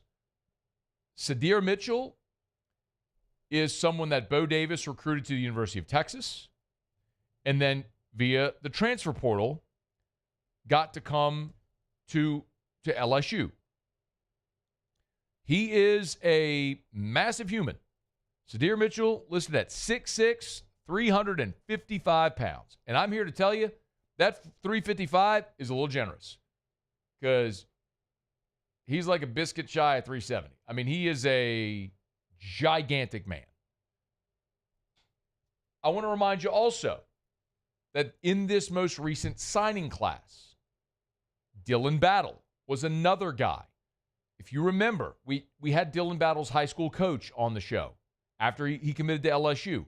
When Bo Davis came, Bo Davis went and saw Dylan Battle at his high school in Arlington. And the coach said, man, I didn't know LSU was on him. He said, I don't know if they are, but I want it. That was Bo Davis. Bo Davis went to Arlington and recruited Dylan Battle and got him to LSU. Well, when Bo Davis left for the New Orleans Saints, Dylan Battle, who had signed with LSU in December, left. He never showed up at LSU as a result because of Bo Davis leaving. And by the way, Dylan Battle now is at Utah. He's with the Utes, with the Utah Utes. So the point being, Bo Davis wanted gigantic space-eating humans. Kyle Williams wants smaller, more athletic, more agile, blow-up-the-launch-pad guys. Look at the contrast between the two portal guys that Bo Davis and Kyle Williams brought in. Bo Davis brought in Sadir Mitchell, 6'6", 355, enormous human being.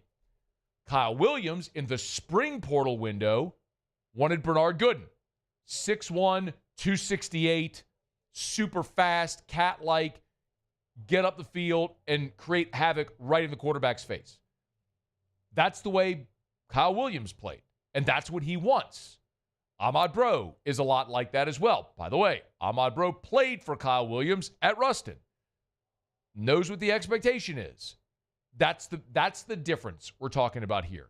I am not in any way bad-mouthing, belittling, demeaning Sadir Mitchell. Please do not misunderstand me. I am not talking badly about Sadir Mitchell. I think he has the potential to be a really good player. But there has to be a stylistic fit. And what Kyle Williams wants is not what Sadir Mitchell can give you. I mean, we got to go watch a lot of LSU fall camp.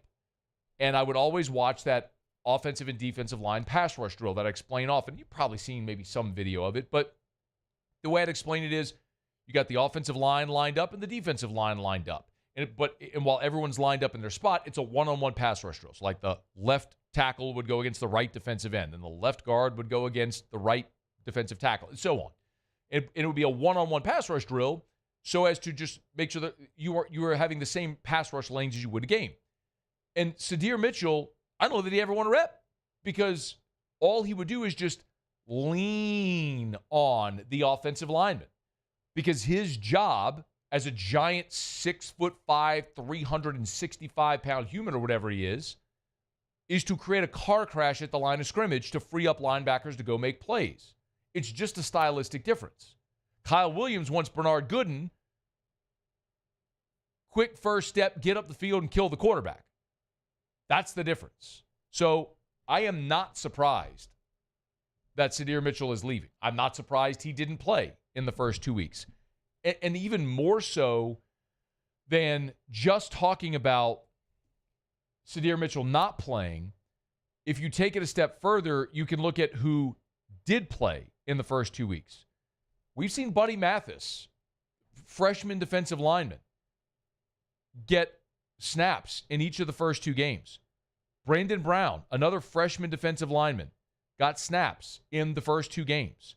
So, yes, I mean, it is very clear, especially when you look at the snaps against Louisiana Tech, how this thing was playing out, where you've got your first 4 that everybody knows, in whatever order: Bro, McKinley, Gooden, Jacobian Guillory, And then if you go beyond that and you're looking at guys like Buddy Mathis or Brandon Brown, and even Sean Washington got snaps this past week, if those guys are all getting reps and Sadir Mitchell isn't through 2 weeks, it tells you where he is on the depth chart. He's not going to play.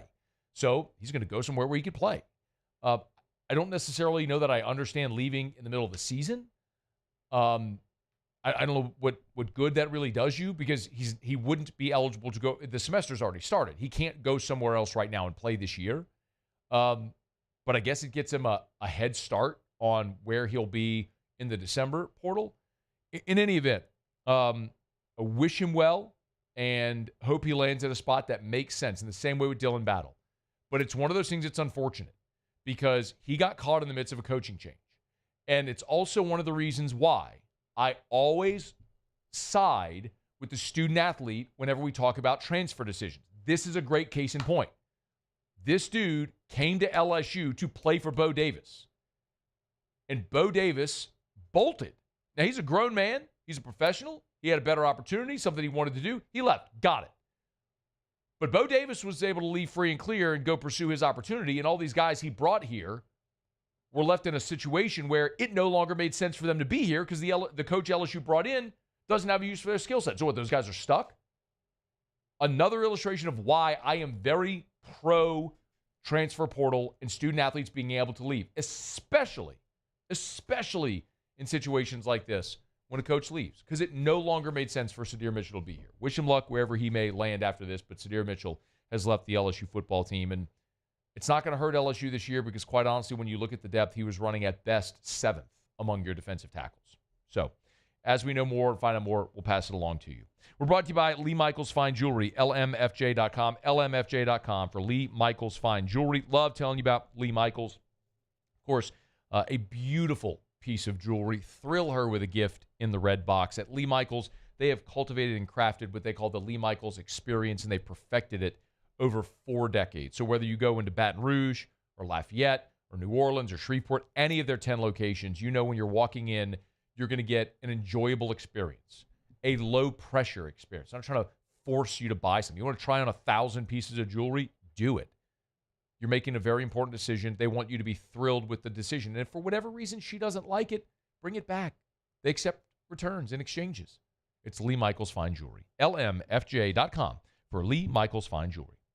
All right, y'all, it is After Further Review. Thanks for hanging around with us. Let me knock out a break. Again, just a little breaking news there. When we come back, I'll jump more into the conversation about the New Orleans Saints and the Niners. Lots of injury issues there and roster moves that are going to sort of shape Sunday's game in the Dome. We'll get you caught up on all that when we come back here on AFR. After Further Review. I shouldn't be surprised, but I am a little bit with how the response has been to this. So I keep mentioning it in case you haven't done it yet.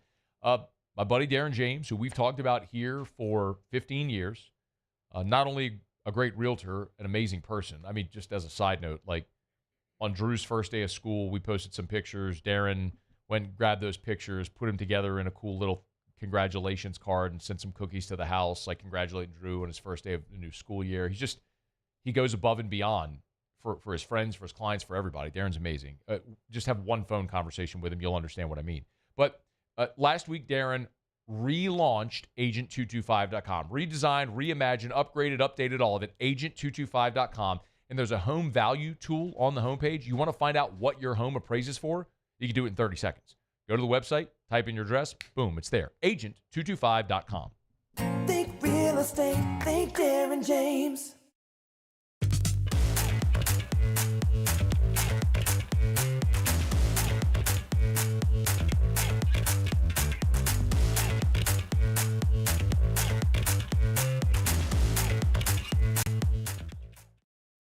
ED, low T, or simply seeking to optimize your health and performance? Goodwood Men's Sexual Wellness offers a range of discreet services to address your specific needs. We empower men to reclaim their health and confidence. Visit yourgoodwood.com. At Luba Workers' Comp, our journey began over 30 years ago with a simple belief: our clients come first. At Luba, our business has always been focused on people, not policies. Through every success and challenge, we've continued to grow because we've stayed true to our values. committed to providing you with genuine dependability. Because your well-being is more than a priority. It's our purpose.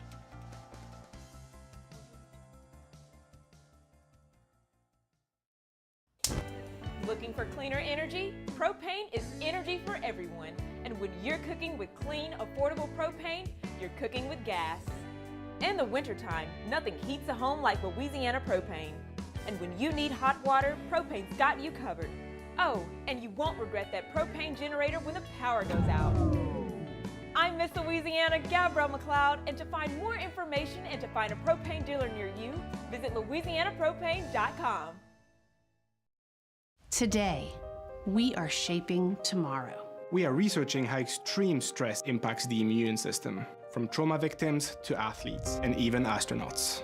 Our work is leading the way in sepsis treatment, saving countless lives. We're unlocking the mind with music in exciting new ways. Our Lady of the Lake Health and LSU are improving the health of our state. That's the impact of champions. Imagine the impact we'll have on the future. Together, we roar. These are the luckiest ice cubes in the world. They could have been a thankless bed for an all-you-can-eat salad bar. But instead, they've been called upon to cradle and cool a crisp, refreshing Dos Equis. Looks like the lucky just got luckier. Dos Equis. Businesses like yours are the soul of our community. You deserve someone who'll deliver the internet services you deserve. That's why local businesses rely on Rev Business, 90 years of building connections. Visit us at letsrev.biz. Gulf Coast Bank and Trust is giving our customers the power to bank anywhere, anytime during this challenging event. And we're right there with you. Our mobile bank. After further review, powered by Sunshine, your hometown John Deere dealer in Louisiana.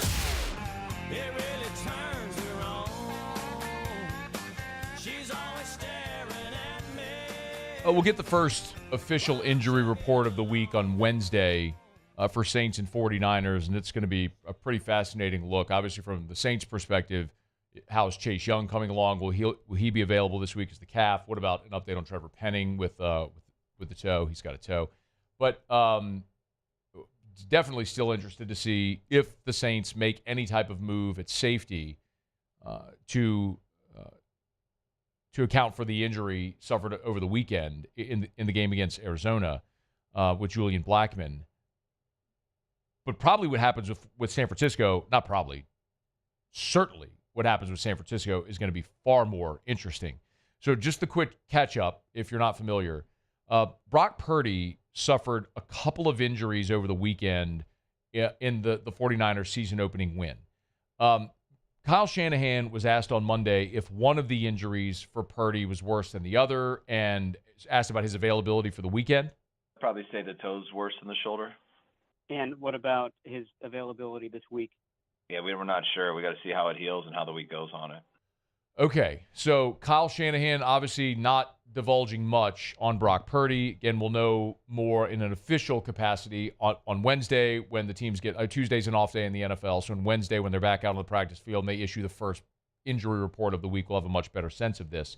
Now, remember, if Brock Purdy can't go, the backup in San Francisco is Mac Jones, the former Alabama quarterback, first-round pick of the New England Patriots, who had just a miserable time in New England and is now the backup in San Francisco. Here was Shanahan on his feelings about Mac Jones and his potential readiness to play in this ballgame. I think Mac had a really good camp, going back all the way to OTAs and training camp. I think he's gotten really used to what we do. Had a little setback there the last couple of weeks of camp with the injury that he got, but he had a good week of practice last week, picking up really right where he left off, and he has to go this week.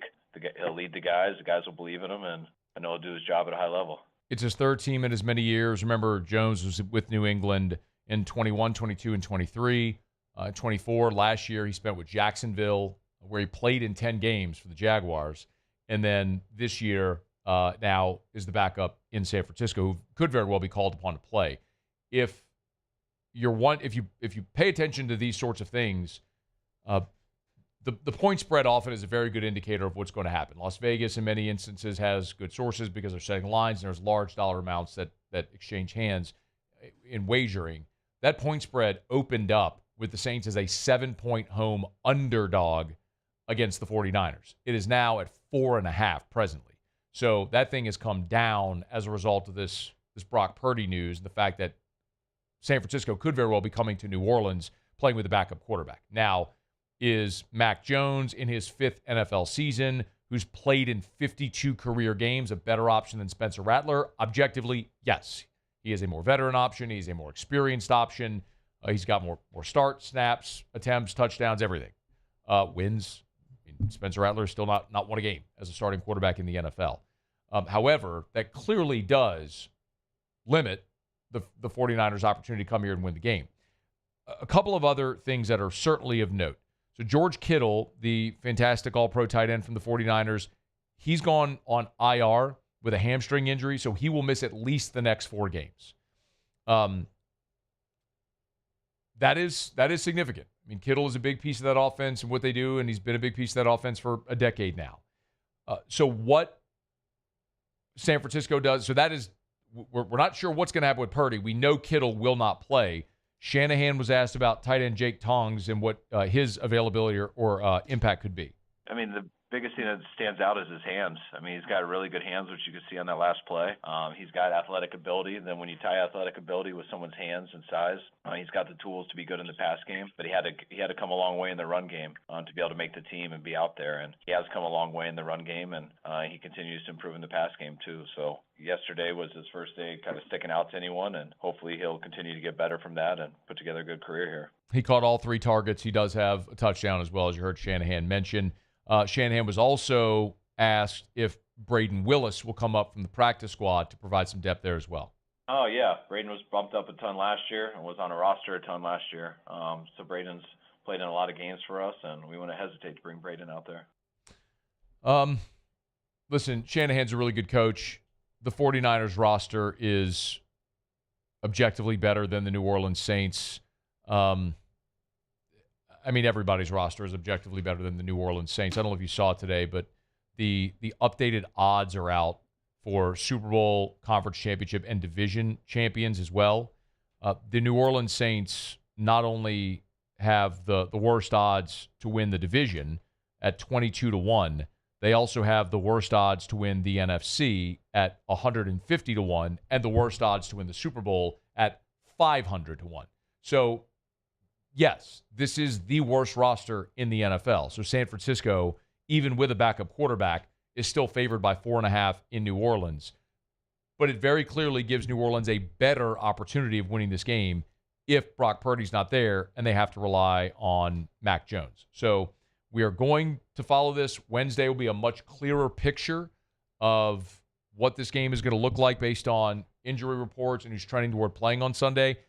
Listen, I don't think the Saints are going to have many opportunities to win games this year. You know my feeling on that? I think that, like, the ceiling, every single thing possible breaks New Orleans' way. I think the ceiling is 7. Like, you already lost one at home against Arizona, which would have been one of those, quote-unquote, everything breaking your way wins. You didn't get it. You still, after the Niners, you got to go to Seattle, to Buffalo, before you're home against the Giants and Pats, which are a couple of winnable games, potentially, at home. But this one now, if you get to face a backup quarterback, gives you a far greater opportunity of winning it. So, again, we'll see on Thursday what it looks, or on Wednesday when the initial injury report comes out, and what it'll look like for Saints and Niners when that first injury report comes out. All right, we're brought to you by Relief Windows and ReliefWindows.com. Windows, door, siding. Oh, yeah, they do shutters as well. Relief Windows and ReliefWindows.com. Someone asked me today, I was doing Morning Scone, he said, hey, what about... he said, I got vinyl siding, and my dog decided to use it as a chew toy. Think you'd repair that? I said, call Relief Windows. Yes, they do energy-efficient replacement windows. They also got the impact-resistant windows that are Storm Force Cat 5 approved in Miami-Dade County. Add an extra layer of security to your home while also making your home more energy-efficient, but also hardy plank or vinyl siding. They do that as well, and indoor and outdoor shutters at Relief Windows. Windows, door, siding, they do shutters as well. It's Relief Windows and ReliefWindows.com. Okay, quick break. We'll wrap up hour number 2. Muse will do Tigers in the Pros. Sean Salisbury's here in 17 minutes. I got to ask Sean this. just how big of a drop-off would it be for San Francisco going from Brock Purdy to Mac Jones in the Dome. Want his thoughts on Spencer Rattler's debut this year with Kellen Moore. We'll talk about some other, obviously, NFL storylines, and then LSU against Florida. Sean's a guy who has seen and was at a camp where he coached DJ Lagway as a high school junior. He told me I'll get him to retell that story. But it has been a sluggish start for DJ Lagway, and in part, you could probably look at that as a result of him not going through spring and not going through most of fall camp for Florida. So he is rusty. How quickly can DJ Lagway get on track? We'll talk about that with Sean Salisbury. Again, all that coming up here in about 17 minutes from right now. We'll wrap up hour number 2 next. After further review. Look, I know the temps are cooling off a little bit, which is great to see. A little cool snap. But if you think the heat waves are done, you're outside of your brain. Remember last year, UCLA in Tiger Stadium? It's at the end of September, beginning of October, or 10 years ago, or about 8 years ago, when LSU played Auburn in 2017. It was the 10-year anniversary of the LSU National Championship team. One of the hottest games I've ever been at. It was the middle of October. The heat ain't done. If you got issues with your AC, remember River City's 1-hour air. Look for the big yellow vans and trucks with the giant clock on the side. You see them all over town. You probably see them in your neighborhood at your neighbor's house because your friends and neighbors trust River City's 1-hour air the same way that I do. 4 decades in the greater Baton Rouge area. They've got more than double the amount of 5-star Google reviews of the next closest competitor. Make one call, have one experience with River City's 1-hour air, and you'll understand why. 752-0001, where they're always on time or you don't pay a dime.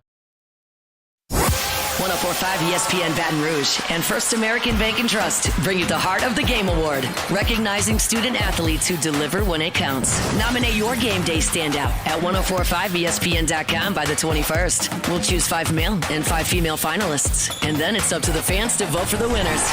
Each winner gets a $250 gift card, a custom award, and the spotlight they've earned.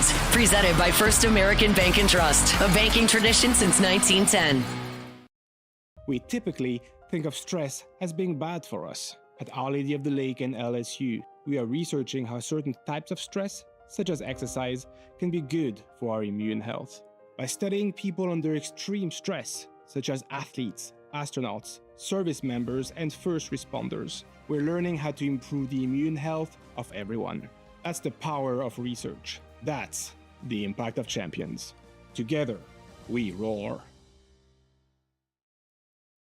River Parish Contractors has immediate openings for structural steel shop fabricators. Call or text Big Jake today at 318-547-1000 or go to rpcontractors.com and click on employment. River Parish Contractors. Let's get building. Looking for cleaner energy? Propane is energy for everyone. Propane water heaters are very cost efficient, and the savings are even greater with a tankless propane water heater. We all know that Louisiana propane is a safe and environmentally friendly fuel. So why not go green while you save some green? I'm Miss Louisiana, Gabrielle McLeod, and for more information, visit louisianapropane.com. At Auctioner, we know healing is a team sport. That's why we've partnered with world-renowned orthopedic surgeon Dr. James Andrews to create the Auctioner Andrews Orthopedics and Sports Medicine Institute. Whether you're a professional athlete or a weekend warrior, our team of specialists are dedicated to getting you back in the game. So whatever your reasons are for reaching your personal best, we've only got one: you. Auctioner Andrews Institute. Long live you. Family owned and community driven. Service Chevrolet Cadillac, a legacy you can trust since 1972.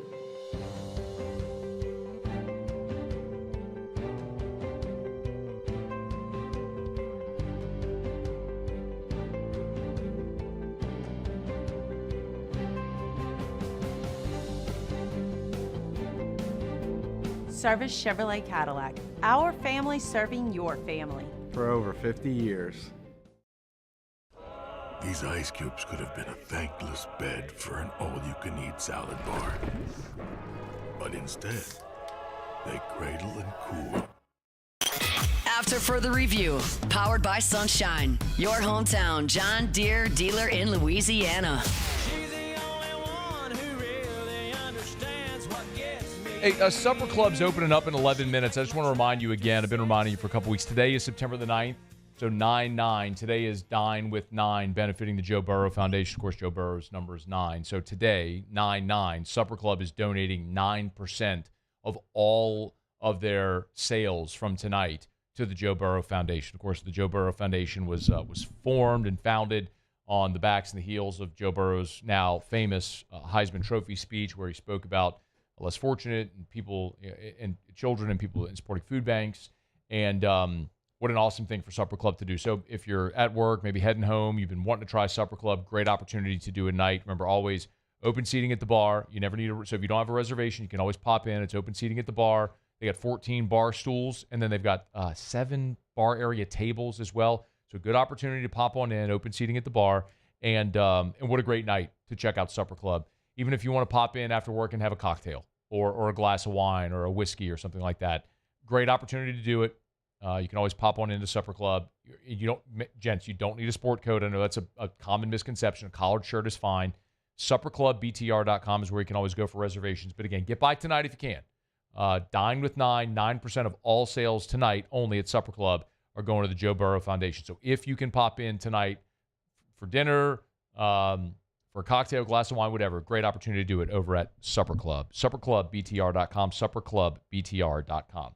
Okay, as we wrap up hour number 2, Muse, Tigers in the Pro. Tigers in the pros. They still bleed purple and gold. They're just really rich now. All right, let's start with Monday Night Football, shall we? Justin Jefferson, not the volume he's used to, but pretty key moment. Really jump-started the comeback for the Vikings with his only touchdown of the night. 4 receptions, 44 yards. He would also add 1 carry for 4 yards as well. Jay Ward on the defensive side for the Minnesota Vikings totaled up 3 stops in the ballgame in his limited action as well.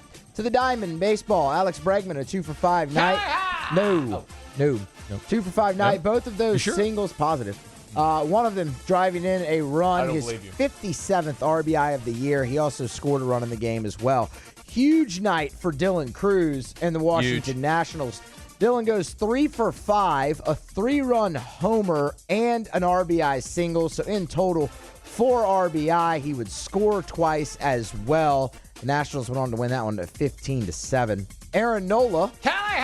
There you go. On the bump for the Phillies a night ago. This looks a little bit more like it. 6 shutout frames with 7 strikeouts. Got his 4th win of the season. Also looking more like it is the Phillies only gave him 1 run of run support, but it didn't matter. They won it 1-0 there for Nola. Jaden Hill on the bump for the Colorado Rockies. He had the 9th inning in that ball game against the Dodgers. He was perfect. Shutout ball, 1 inning, 8 pitches, 6 of those for strikes. And how about a hat tip here to Anissa Morrow for the Connecticut Sun? 13-14 a night ago in their game. But what's most important is in doing that, Anissa Morrow became the 15th rookie since 2000 to record 300 points and 250 rebounds in a season. Really kind of just picking up where she left off in her time at LSU. That's Tigers in the Pros. Presented by the Williamson Eye Center, 924-2020, 924-2020, 924-2020. You want to see 2020? Call 924-2020 for the Williamson Eye Center. Of course, eye care, eyewear, eye surgery, full service eye shop. So if it's your annual eye exam, if it's filling your contact or glasses prescription, or you want to toss those things in the trash forever, the Williamson Eye Center can help you make it happen. Just call 924-2020. Go for that free consultation. Meet with Dr. Blake Williamson. Learn what your options are. Financing is available. They will get you that refractive procedure and get you seeing perfectly without contacts or glasses. You want to ditch the readers? They got an option for you. Like me and squinting to see things far away, LASIK could be the option for you. Maybe it's EVO ICL. That's an implantable contact lens, which is completely reversible. There's so many options. You just got to take that first step and call Dr. Blake Williamson, 924-2020 or williamsoneye.com. So Muse mentioned Monday Night Football where the Vikings rallied to beat the Bears. I saw this from Josh Dubow of the Associated Press. Yes, the same organization that allows What's her name to vote? Haley. Haley something? Haley Sawyer. Haley Sawyer. Oh, God. For those that missed it, the AP voter who moved Florida up 2 spots this week after Florida lost to South Florida. Anyway. Josh of the AP noted on Twitter today that before the start of Sunday Night Football, Sunday Night Football 2 nights ago, teams leading a season opener by more than 10 points at the start of the fourth quarter were 473, 22, and 5. That's a winning percentage of 955. So in this instance, we're talking Ravens Sunday Night Football, Bears Monday Night Football. 955 winning percentage. The Ravens and Bears both blew double-digit leads and lost. And that sucks even more for Ravens and Bears bettors, of which I and Muse were both in that number. That sucks. The bad beats were especially bad this weekend. And the only thing I can look up to is the fact that it can only get better from here. I'd hope so. I was sitting there last night. I'm going, it can't happen again. Yes, it can. And then it did. It did. How about the people that were crapping on J.J. McCarthy? Yeah, man. A lot of deleted tweets. It's like, a lot of. You went to bed at the end of the third quarter, didn't you? Dude accounted for 3 touchdowns in the fourth quarter. First time that's ever happened in a debut. Incredible. All right. Sean Salisbury's coming up after SportsCenter. Hour 3's next. AFR. So pleased to welcome Arco Industrial Generators to AFR and our family here. Great response so far here in the week or so we've been telling you about Arco Power Systems. Arco Power Systems, ARCCO, Arco Power Systems. At Arco, they sell Generac industrial generators. This is not for your home. Let me be very clear. These are not residential generators. This is not for your house. This is for your business. So I want you to think of this. Whether you own the business, work in the business, manage the business, whatever it is. If power goes out, what would your business do?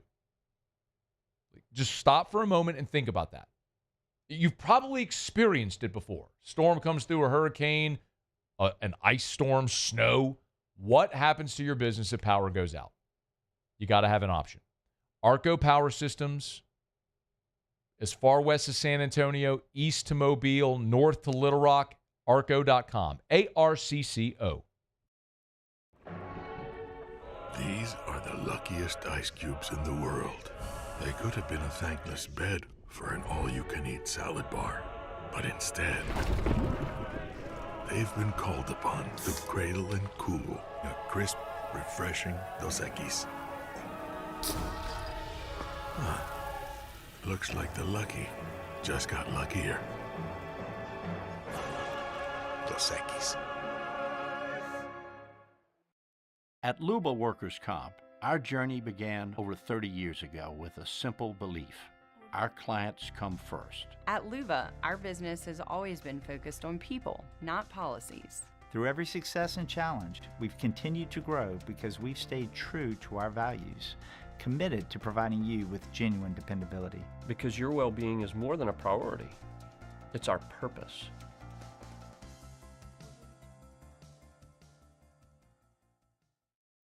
At Bayou Automotive, we believe in a sales process that puts you first. We want you to experience an easy purchase with clear pricing and great service. Let Bayou Ford and Bayou Chrysler Dodge Jeep Ram be your trusted partners in finding your perfect vehicle. The crew at Bayou Automotive is going to do right by you.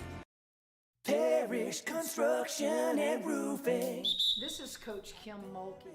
Go to parishbuilt.com for all of your roofing needs. From your hometown, parishbuilt.com. ED, low T, or simply seeking to optimize your health and performance? Goodwood Men's Sexual Wellness offers a range of discreet services to address your specific needs. We empower men to reclaim their health and confidence. Visit yourgoodwood.com. At Sunshine, we know what you see when you look at your land. Where others may see dirt, you see the foundation you've built your life on. This, it's hallowed ground. It's past, present, and future. We're proud to provide quality John Deere equipment to help you maintain the land you love. Check out our current promotions and learn more about what it means to be powered by sunshine at sunequip.com. While Louisiana politics can seem like they're from another planet, Moon Griffon isn't afraid to bring politicians back down to earth. Listen to the Moon Griffon Show weekday mornings at 9 on Talk 107.3. Gulf Coast Bank and Trust is giving our customers the power to bank anywhere, anytime during this challenging event. And we're right there with you. Our mobile banking app is a smart way to manage your money and time. Gulf Coast Bank and Trust, the bank that cares about you. Mornings with Brian Haldane is the only live and local talk show in the capital city. Get the news from the newsmakers, along with traffic and weather updates throughout the morning. The conversation starts weekday mornings at 6 on Talk 107.3.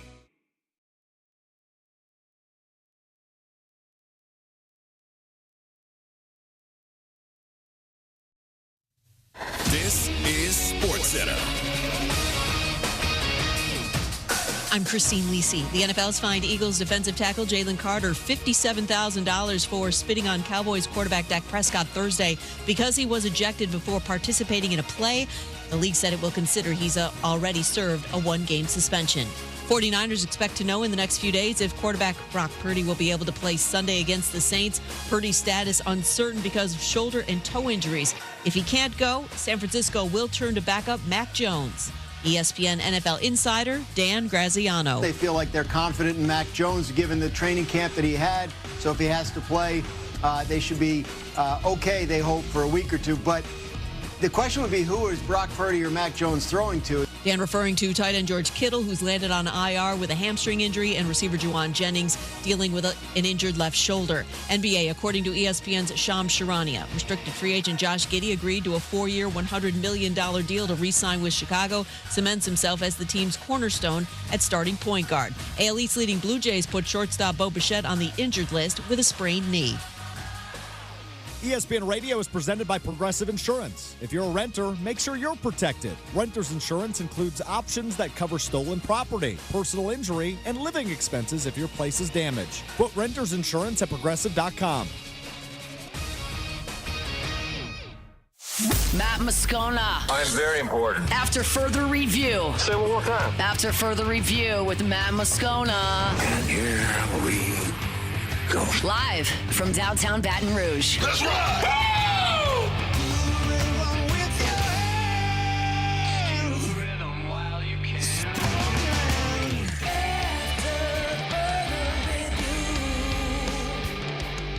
Hour 3, off we go. Welcome aboard. Glad you're with us. AFR, powered by Sunshine, your hometown John Deere dealer in Louisiana. I'm Matt.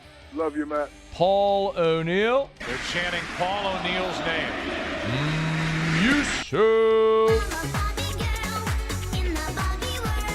And Mr. Toby Tom Play.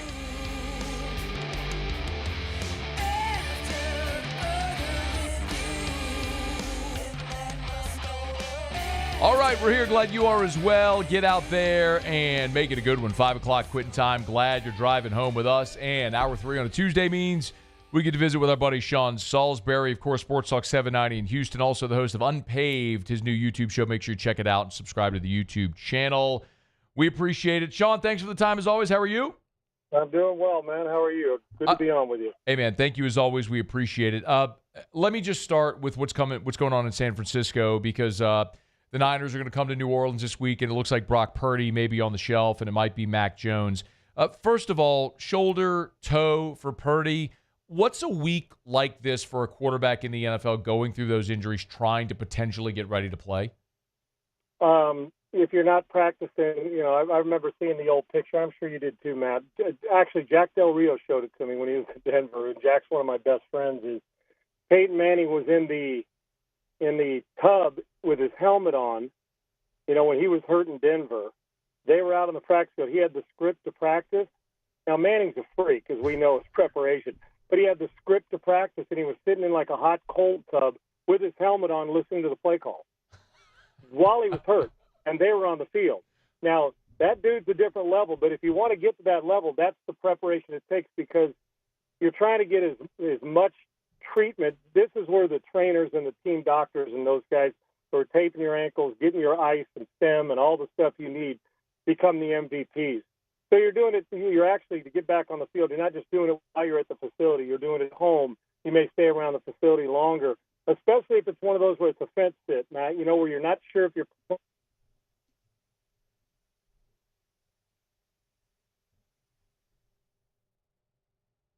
I think his cell might have gone out right there. We'll obviously have a lot we're going to get into here with Sean.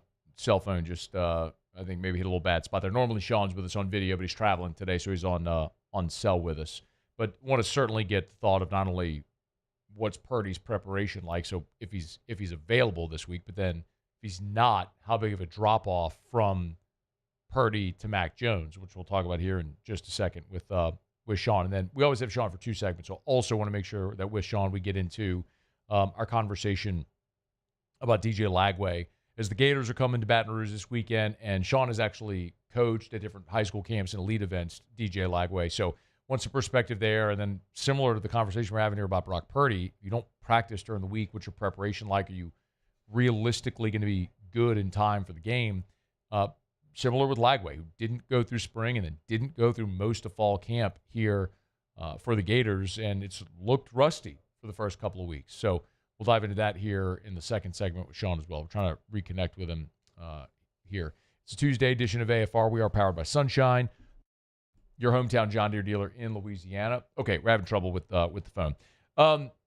Man, God dog it. I was really looking forward to this conversation all day today. So as we mentioned, Sean's normally at home on a video conference with us with his home internet. He's traveling today, so he's on the phone. So and we all get it life with cell phones. So I did want to dive into this conversation. Hopefully we are able to reconnect right there. One thing I'll also mention is as LSU and Florida are both getting ready for the game this weekend, tonight, Tuesday, is when LSU has player interviews with the media, usually coming up here about 5:45 Central. So in about 45 minutes from right now when practice ends. So we'll also hear from the LSU football players coming off the sluggish game against Louisiana Tech and how they're getting ready for Florida. It'll be interesting to see who they bring out. I want to remind you, there are two players on this LSU football team that were playing for Florida a year ago, in Jack Pyburn and Jakeem Jackson. Now, Jakeem Jackson has not really made an impact so far, and I don't know, barring injury, that he will on this team.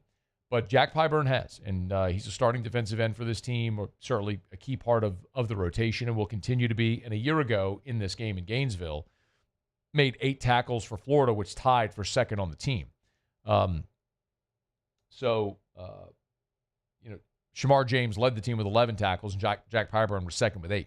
So it will be I'd love to hear from Jack Pyburn if the coaches make him available this week, in a week where he's playing his former team, a team he grew up rooting for, then had the dream to play for the Gators, and then ultimately hit the portal seeking a better individual opportunity, landed at LSU, and now is obviously been one of the key impact guys early in the season for LSU there at defensive end. Okay, we're not there yet. The connection's just really bad right now. Okay, all right, we'll keep trying for Sean. All right, it's after further review. I'll just kind of pivot, and if we can get Sean reconnected, if Muse can get Sean reconnected, we'll do that. We'll look forward to it. Remember, you can always email us, tweet us, or text us in the 225-396-4400, 396-4400, 396-4400. Lots of ways that you get involved in the show. If you missed it, we went through just a bit ago in the last hour as well. The big news here locally is Sadir Mitchell, the big defensive tackle from the transfer from Texas. Shea Dixon had the report, no longer with the LSU football program. He's not listed on the roster, and Shea reported he's not with the team. So, again, something that I don't think is a surprise. I think the timing is a surprise. The decision is objectively not a surprise, considering he came here to play for Bo Davis. We've talked about it over and over and over. The type, stylistically, of defensive tackle Bo Davis wanted big, large space eaters. Kyle Williams wants smaller, faster, more athletic, agile, get up the field, rush the passer type guys. So for Sadir Mitchell, it makes a lot of sense. Preserve your year of eligibility, hit the transfer portal, go play somewhere else where it fits. And so wherever he lands, we'll see. But it's very reminiscent of what happened with Dylan Battle, who signed with LSU and was being recruited to Texas by Bo Davis. Bo Davis gets the LSU job. He signs with LSU before he ever shows up. Bo Davis leaves for the New Orleans Saints. Dylan Battle leaves LSU. He's now a defensive lineman at the University of Utah. So sometimes, the fit matters a lot. With Sadir Mitchell, it's not a fit with Kyle Williams. So I get why he's on the way out. All right, it's After Further Review, brought to you by Evermore, EVAMOR, evermore.com. Always got my bottle of Evermore. As a matter of fact, I have a frog in my throat. Take a quick sip. Natural artesian water, healthier alternative for your family, for anything. Put it in your Keurig for your coffee. Use it to brush your teeth if you want. But most importantly, use it to stay hydrated. This time of year where it's hot outside, even though it's getting a little cooler, you sweat all the time, you got to stay hydrated. It's an important part of health and healthy living. Evermore's natural artesian water. I always challenge it. Go pick up a bottle of water, a popular bottle of water. You might, a different brand. Look at that bottle and see when it says different things added or taken out of it. With Evermore, this is a natural product. I mean, piped straight out of that well into the bottle, never touches air until you uncork it, uncap it, and take that first delicious sip. It's Evermore. EVAMOR. You can find retailers that carry it online at evermore.com, or you can order it online at evermore.com. EVAMOR, evermore.com. All right, so are we not trying for Sean anymore?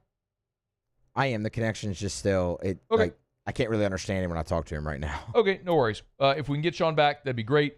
Let me grab a quick break. We'll come back. We'll pivot. We'll see if we can get Sean. If we can, great. Bummed if we can't. If not, Billy Napier met with reporters on Monday.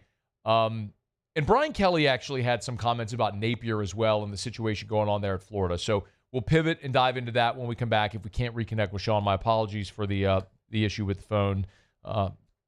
You get it. It's life in 2025 when people have issues with cell phones sometimes. So we'll move on. If we can get Sean, great. If not, we'll pivot. We'll talk some Brian Kelly, Billy Napier when we come back on AFR.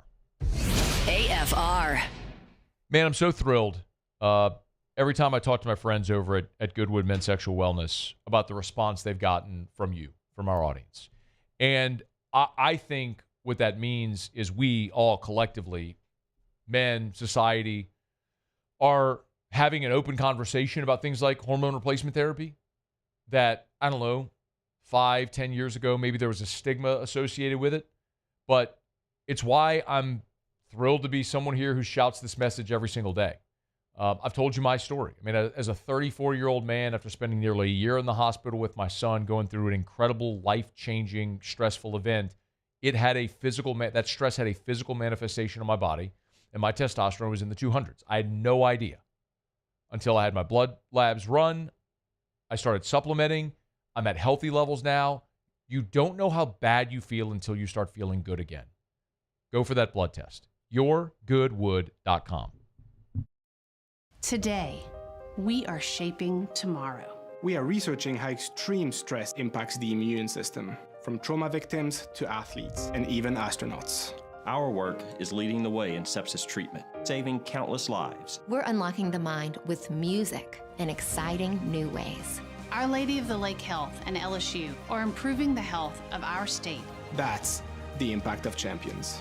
Imagine the impact we'll have on the future. Together, we roar. When it comes to pipe fabrication, time is money. And at River Parish Contractors, we make every second count. Our 36,000 square foot shop is ready to take on your projects right now.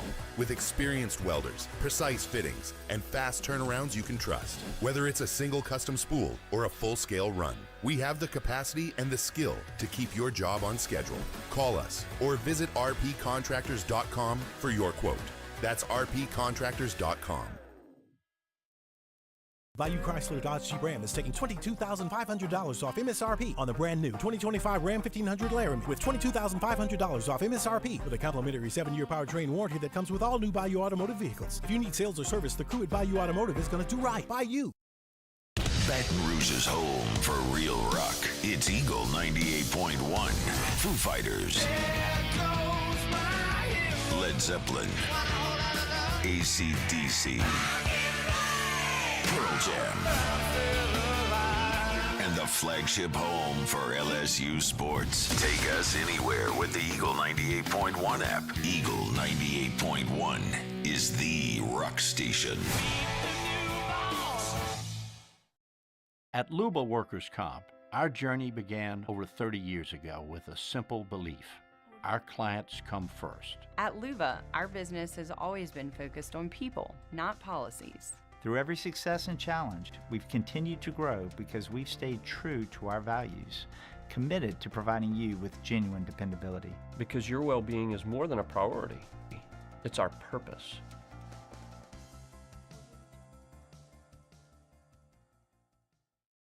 Men, age is just a number. Don't let it dictate how you feel. Goodwood Men's Sexual Wellness has anti-aging services that can help you look and feel your best. Visit yourgoodwood.com and discover a renewed sense of vitality. Gulf Coast Bank and Trust is giving our customers the power to bank anywhere, anytime during this challenging event. And we're right there with you. Our mobile banking app is a smart way to manage your money and time. Gulf Coast Bank and Trust, the bank that cares about you. Tiger Country is 100.7 The Tiger. In the car on 100.7 FM or on the 100.7 The. After further review, powered by Sunshine, your hometown John Deere dealer in Louisiana. Well, she ain't in the cars or pickup trucks, but if it runs like... Still have a lot of confidence in this group. It's important to know. I do think that this group, when they do it right, it is fun to watch. And we need to do that more consistently going forward to put our team in position to win. That's Billy Napier. Our Tuesday shows are powered by Sunshine. Come take pictures with the big LSU tractor by Mike the Tiger for every home game. If your little ones love tractors, the whole touch a truck thing, you do it. The LSU tractor by Mike the Tiger's cage. Every home game, courtesy of Sunshine, your hometown John Deere dealer in Louisiana. This week, of course, the home game is LSU welcoming in the Florida Gators. And Billy Napier, who is squarely on the hottest of seats imaginable. Napier was also asked Monday if he feels like there's a sense of urgency for his team given the loss to South Florida, and if you honestly do have real legitimate playoff aspirations and what you have ahead, like you have to win these games. There's urgency in this building every day. And I would say when you're going to Baton Rouge to play, number 3 team in the country, this is an incredible opportunity. And really a special experience to go play on the road in this league against a good team. So it's what you sign up for. It's why you come here. You know, I think Billy Napier is a good dude and a good coach. Sometimes it's not always a great situation. And this may be an illustration of that in Gainesville, how it just hasn't come together yet. It felt like maybe that was happening at the end of last season when they beat LSU, beat Ole Miss, beat Florida State, won the bowl game. It looked like they were trending up. The vote of confidence from Scott Strickland looked to be come up smelling like roses. And then right out the chute, after beating Long Island, you lose a home game to South Florida. And now, I think even more so, it has people a little on edge with Florida is you look at what's ahead, because you're 1-1, and now you have to go play at LSU, at Miami, Texas, at Texas A&M. And then what felt like a breather against Mississippi State all of a sudden looks more challenging. They got to play Georgia and Jacksonville.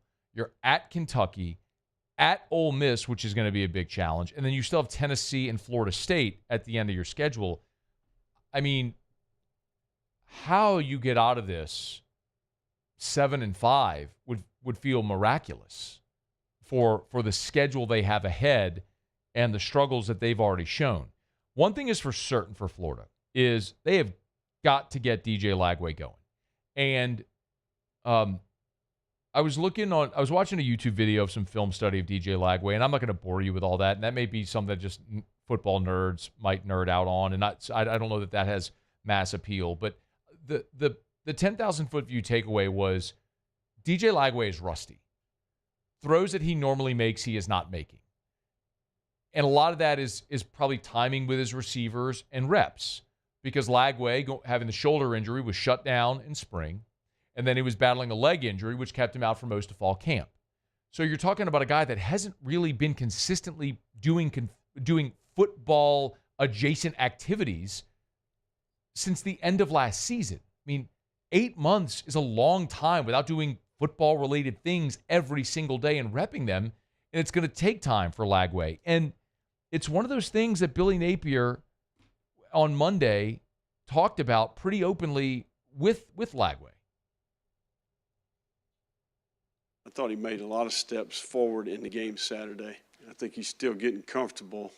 You guys can see that much like he can and we can. So he's still getting in the rhythm. This was third week of practice. You can see that, getting comfortable with some of these skill players. And then, I think he's really close, to having a huge day. And, he takes that personal, and he's an elite competitor.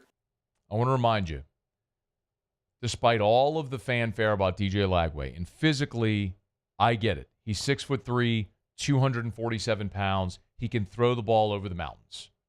I mean, it's impressive to look at him as his physical ability, and you can see why he was so highly touted.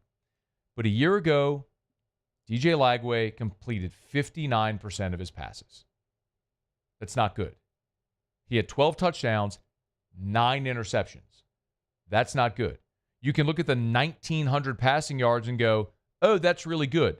And then you remind yourself that he played Samford, made his first start, and threw for 456 and 3 tuds in that one game. It counts, but outside of the Samford game, you're talking about a guy that threw for 1,400 yards, 9 touchdowns, and 9 interceptions. He was Michael Van Buren. Like that's what he was. But he was a 5-star. And I firmly believe that DJ Lagway has really tremendous upside. It's hard not to argue that with the size and the ability. If the light switch comes on, he can be awesome. But you heard Billy Napier say it. Like, it's not me, Matt, and Baton Rouge saying it. The head coach of the Florida Gators said he just finished his 3rd week of practice. It's been 3 weeks of practice. No spring football, no fall camps. He showed up the week before the Long Island game. And now you got to come to Baton Rouge? It's a big challenge. Napier also talked about where Lagway needs to improve. There's a few plays in the game Saturday where he can keep working through his progression. And then in general, I think that we got speed outside, right? In certain weeks, they're going to be conservative and try to keep it in front of you. So, I think part of that is design. We can help him, but he also knows he's got to help himself at times. So part of playing quarterback is taking what the defense gives you, and eventually they'll give you the game. So, you got the ball in your hands. You're the decision maker. Obviously, he knows where he needs to improve. So, and he will improve. He's done it in the past. He's done it within both games. He just has to do it on a consistent basis. It is an unenviable ask for DJ Lagway. Coming to Baton Rouge against this defense, which we've seen through 2 weeks, which is just plumb awesome, with all of the pass rush ability, the creativity of Blake Baker, the talent now on the outside and the back end with Halsey and Cooley back there, an experienced guy like Jordan Gilbert. Harold Perkins looks like himself again. Mansour Delane's a true lockdown, and that doesn't even talk about the freakish pass rushing ability that you have across the board. It's a big ask for Lagway in this Florida offense to come in and try to be able to match LSU, which is why the key for Florida is going to be playing a great defensive game, limiting the LSU offense, keeping it a one-score game, so maybe you get that fumble, that turnover in the red zone, you get the busted play. Remember, the play a year ago that put the game out of reach for Florida was the 55-yard touchdown run late in the fourth quarter. It was a one-score game throughout. And then Florida busted the 55-yarder. They went up 2 scores, and LSU plumb ran out of time. So that's going to be Florida's blueprint, is a similar type path, because LSU's deeper talented, more talented at home, all that sort of stuff. The key for LSU is going to be go out there and play well enough offensively to where it doesn't come down to that. And last year, that Florida defense is, their ability to rush Garrett Nussmeier is what made that game what it was. LSU had long, sustained drives. We went through this. LSU held the ball for 42 minutes in the game a year ago, had 25 first downs to 13. LSU dominated the yardstick a year ago, but lost the game by 11 because they couldn't finish drives. And in large part, that was because Florida generally came up with the big TFL, the big sack at the moment when they needed it. But I'll remind you, Shamar James is now with the Dallas Cowboys. Jack Pyburn now plays for LSU. LT McCrary, he broke his foot. He's out. We'll see what happens with Brendan Bett. By the way, Brendan Bett's the guy who spit on the South Florida player the other day. Billy Napier was asked about Brendan Bett and his status. So he was ejected from the game, but it was an unsportsmanlike conduct, so that does not carry an NCAA-mandated first-half suspension against LSU. So the NCAA is not mandating a suspension. That would have to come from Billy Napier, and here was Napier when he was asked about that. But he's not suspended for this game. We haven't made that decision yet. Yeah, let me hear the full. He talked a little bit more about Brendan Bett. We spent quite a bit of time with him yesterday. I think that the kid is remorseful. I think he feels as if he let the team down. In general, it was out of character for him, and he made a mistake, and he compromised the team. He made a selfish decision. There'll be some internal discipline. Obviously, he was suspended, and he'll have an opportunity today to apologize to the team, and he's going to apologize publicly. We're even having him reach out to the young man on the other team. You said obviously he was suspended. You mean ejected? Yeah, he didn't play. But he's not suspended for this game. We haven't made that decision yet. So, listen, I can't imagine that Billy Napier was going to suspend Brendan Betts. You're not going to cut off your nose to spite your face. He knows the pressure that's weighing upon him right now. They're already going to be thin. As we mentioned, LJ McCray, the defensive lineman, out with a broken foot. Caleb Banks still has not played this year. Caleb Banks is 6'6", 330. He's a massive human at defensive tackle who had a sack in the TFL a year ago against LSU in this game. I had a chance to interview Caleb Banks at SEC Football Media. Florida brought him to SEC Football Media Days. Napier gave a non-update update on Caleb Banks. Yeah, we'll see. We got work to do this week to see where they're at, what their work capacity is. Obviously you guys will have your first injury report of the year on Wednesday night. He was asked about Caleb Banks and about wide receiver Dallas Wilson, so gave no updates there on either of them. But again, Caleb Banks hasn't played in 2 games with a lower leg injury, so there's the possibility you have no Caleb Banks. You're not going to have LJ McCray. Pyburn and Shamar James were big parts of your win last year, and they're no longer there. In fact, Pyburn's playing on the other team now. It feels like a really steep climb for Florida. But the emotion of the embarrassment of last week, I think, does fuel Florida this week. It's why I think it will be a very competitive game. I think LSU is a dramatically better football team than Florida, but I do also think that Florida will be locked in coming off the embarrassment of this week of losing to South Florida. Jake Crain was on with us last hour and said it. Like, the worst thing that could have happened for LSU was Florida losing that game, because I think it does give them a renewed focus this week as they get ready for the LSU game. Brian Kelly was asked about Billy Napier's situation at Florida. This was on Monday. And not surprising. I mean, I think coaches defend their own, and Brian Kelly defended Billy Napier. Really good football coach. He knows his team. He knows what their strengths and weaknesses are. You can see it on film. He's building a culture that is fit to his eye in terms of what he wants to do. He's doing it his way. That's awesome. Look, I came in here, right, and Ed was here. He won a national championship, right? But he did it his way, right? It was his way, and that's fine. I mean, there's nothing wrong with that. That's the way he went. They wanted to make a change. I do it my way. It takes time to put in your philosophy and the way you like to do things. I do them a lot different than Ed does. And it's the same thing with Billy. Billy's come in after 2 or 3 other head coaches that changed the way the other coaches did it. And now he's starting to stabilize that program. So people talk about whatever they want. It's crazy. It takes you what it takes. And he'll get that thing where he wants it. I think he's got it right now. They beat us last year. There's 2 things Brian Kelly said there that I do just fundamentally disagree with. One, he talked about Billy Napier instilling culture. Culture where a late game situation where one of your defensive linemen spits on an opponent, giving them 15 yards to kick the game-winning field goal. I could push back against that. And then said that he's already stabilized it. 6-7, 5-7. Last year, 8-5 with the bowl game. They went 7-5 and then won the bowl game to get to 8-5. And then this year they've lost to South Florida. I don't think you can argue that he's already done it, that he's established it. Yes, they beat LSU a year ago, but does that tell you that he's established a culture or winning cultures and habits I mean, I think back to 2020, that COVID year, which was such a disaster at LSU. I mean, LSU was a heavy underdog on the road at Florida and won that game with the field goal through the fog.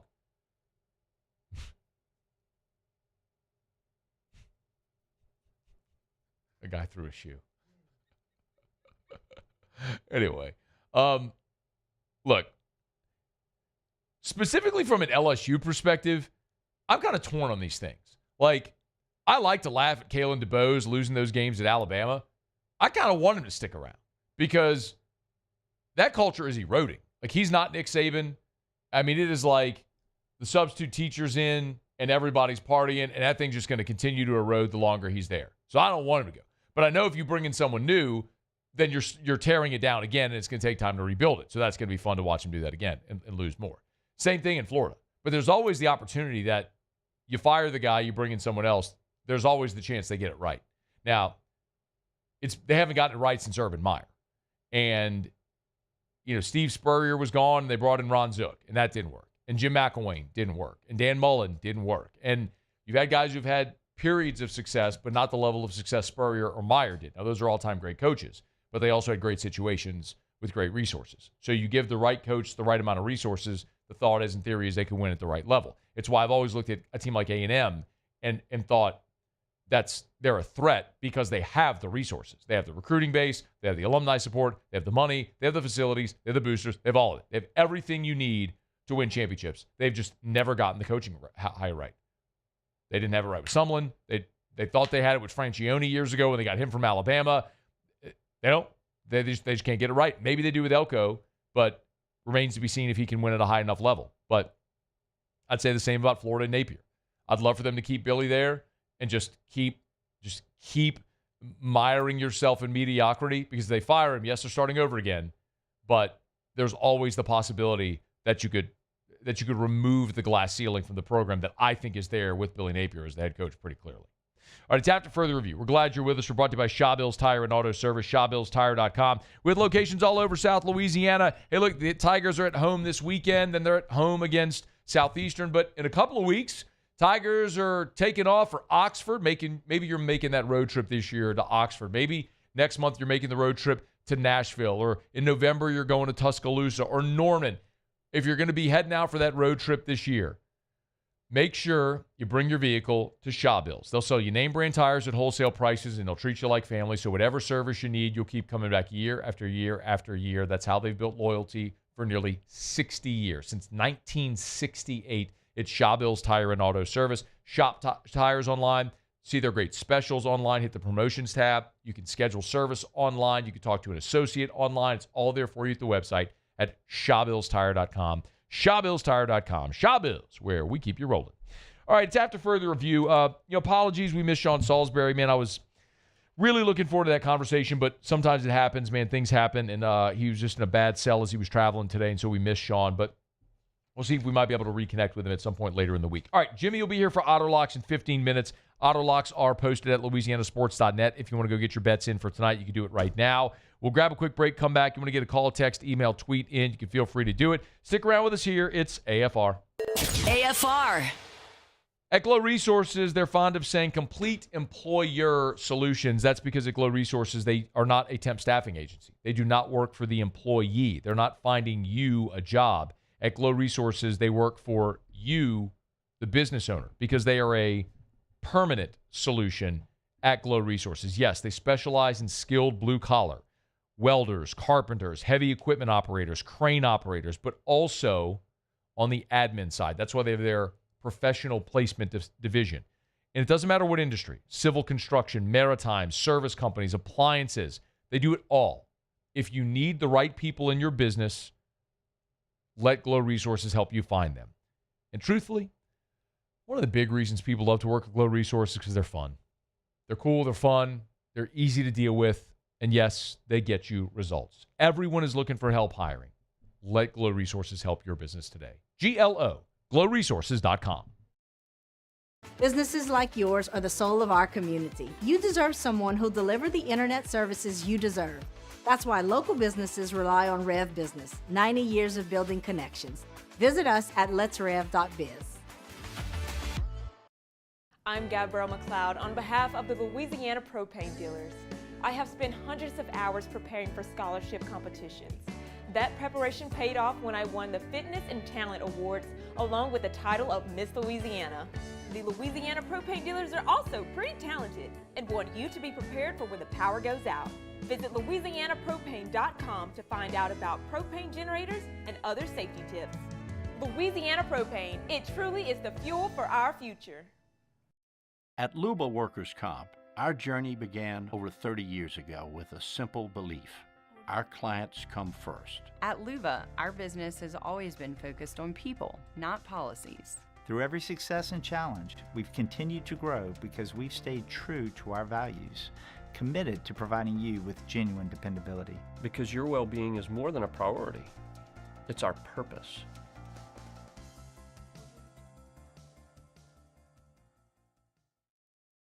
BRAC teamed up to reimagine your parks, and you imagined big. With your help, we went to work, creating 12 beautiful community parks across the parish. A family-sized water park, miles and miles of trails, and parks just for your dogs. There are more places to splash, to explore, to run wild, and even soar. You imagined, we delivered. Gold. BRAC, your #1 park system in the nation. We typically think of stress as being bad for us. At Our Lady of the Lake and LSU, we are researching how certain types of stress, such as exercise, can be good for our immune health. By studying people under extreme stress, such as athletes, astronauts, service members, and first responders, we're learning how to improve the immune health of everyone. That's the power of research. That's the impact of champions. Together, we roar. At Bayou Automotive, we believe in a sales process that puts you first. We want you to experience an easy purchase with clear pricing and great service. Let Bayou Ford and Bayou Chrysler Dodge Jeep Ram be your trusted partners in finding your perfect vehicle. The crew at Bayou Automotive is going to do right by you. These are the luckiest ice cubes in the world.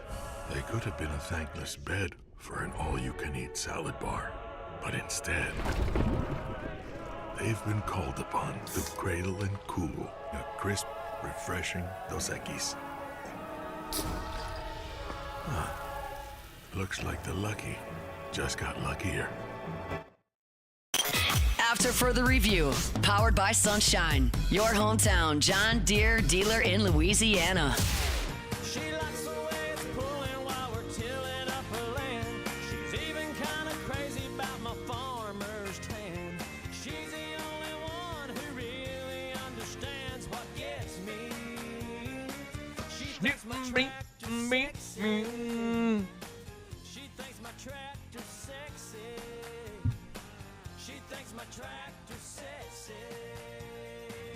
Hey, look, don't think that buying lawnmowers and tractors and all that stuff is best just in the springtime. Especially if you need that tax write-off, this could be the perfect time to purchase. Get on by and see our friends at Sunshine, your hometown John Deere dealer in Louisiana. Great time to get a Gator as well, considering it's Gator Week, Gator Hate Week. Sunshine, your hometown John Deere dealer in Louisiana. The LSU baseball schedule for 2026 has been released. Tigers will play a couple of games in November again. Remember, the NCAA allowed that now. They will go back to Biloxi. They'll play Samford in an exhibition on November the 2nd. That'll be a Sunday. Then a week later, they'll play Southeastern in Hammond, America in an exhibition. So love that opportunity for LSU to get out, play a game against a couple of other teams. Tigers will open up their title defense against Milwaukee, which is Algonquin for the good land. Friday, February 13th, 3-game series. Of note, they will play in the Jacks College Baseball Classic in Jacksonville at VyStar Ballpark. Who plays at VyStar Ballpark? What minor league teams in Jacksonville? I think that might be the Jumbo Shrimp, the Jacksonville Jumbo Shrimp. Is Jacksonville the Jumbo Shrimp? They are. Jacksonville is the Jumbo Shrimp. Let's see. They play their home baseball, Scone, at VyStar Ballpark. There you go. There it is. Yes. Give yourself a ding there, Muse. I'll do it. See that, the Jumbo Shrimp. Indiana, Notre Dame, and Central Florida are the three opponents that LSU will play. Would say I wonder if Paul Maneri will be there. Don't think he'll be. He'll probably be coaching South Carolina at that time. So, oh, yeah. Yeah, right. Well, we don't need to get too deep into a baseball conversation and what Palmineri is going to do in year 2 at South Carolina. But a hodgepodge weekend against Northeastern, Dartmouth, and then Northeastern again. Sacramento State comes to the box. Creighton for a midweek game on March the 10th. That's interesting. Then they'll start SEC play on March the 13th. Here's the SEC slate. Your 10 SEC weekends.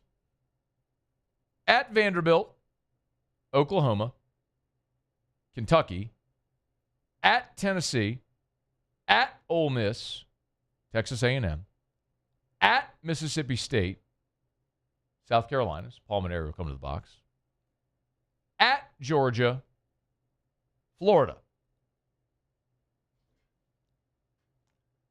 Who did Jay Johnson piss off at the league office? I mean, that's got to be the most brutal road conference schedule I can remember for LSU. Opening up at Vanderbilt, you get at Vanderbilt, at Tennessee, at Ole Miss, by the way, at Tennessee, at Ole Miss back-to-back weeks, at Mississippi State, and at Georgia. Well, bleep you. By the way, I'd like to congratulate Dave Van Horn and the Arkansas Razorbacks early for their Southeastern Conference Championship. Not that that's anything new over there. They can't win in Omaha. But Arkansas doesn't play LSU, Tennessee, Texas, Texas A&M, or Vandy. I mean, an absolute atrocity. I mean, this is the equivalent of the Texas football schedule or Missouri in this 2-year hodgepodge garbage schedule. Arkansas, their conference slate, Mississippi State at home, at South Carolina, Florida at home, at Auburn, at Alabama, Georgia, at Missouri, Ole Miss, Oklahoma, at Kentucky. I mean, did they just give Dave Van Horn a blank sheet of paper and say, here you go, DVH, fill it out. Look, we know you're near the end. We'd really like to see you get over the hump and get one. So here, look, you fill out your schedule this year. You take it. And just let us know who you'd like. It's like someone giving me the option of who I want LSU's permanent opponents in football to be. Yeah, give me Vanderbilt, Kentucky, and Mississippi State. That's Arkansas's baseball schedule this year. Muse, you going to do a Musso at the box about this? Potentially. I was thinking about it. Yeah. Just got to find the right time in the week. I mean, schedule. I could touch on Jay's extension. So, I mean, there's definitely some stuff that's happened in the offseason that's worth doing a show on. I mean, the only team in the league, just doing some browsing here today, that has a tougher road conference schedule is Oklahoma. Oklahoma, all 5 of their road series are against the top 6 national seeds from a year ago, which is just awful. But, I mean, LSU's right there. It's any top half of the team league that LSU drew from a year ago, they play on the road, which is just absurd. So Mark Etheridge is a really good follow on Twitter if you don't follow him, and he kind of gave a synopsis. If you go look at his Twitter, he gave a synopsis of everybody's schedule.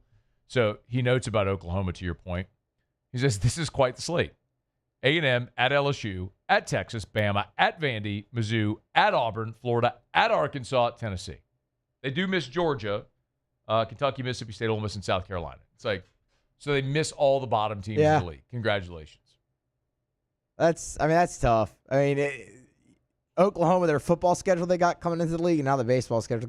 Their baseball schedule last year wasn't a walk in the park. They played really well. So we'll see, man. There's no such thing as an easy slate in SEC baseball. Nah. I get it. And even there's years where you think weekends might be tough. Like a couple of years ago when Ole Miss stunk, and you see them on the schedule, and you think, oh, that's going to be tough. Well, then they stink.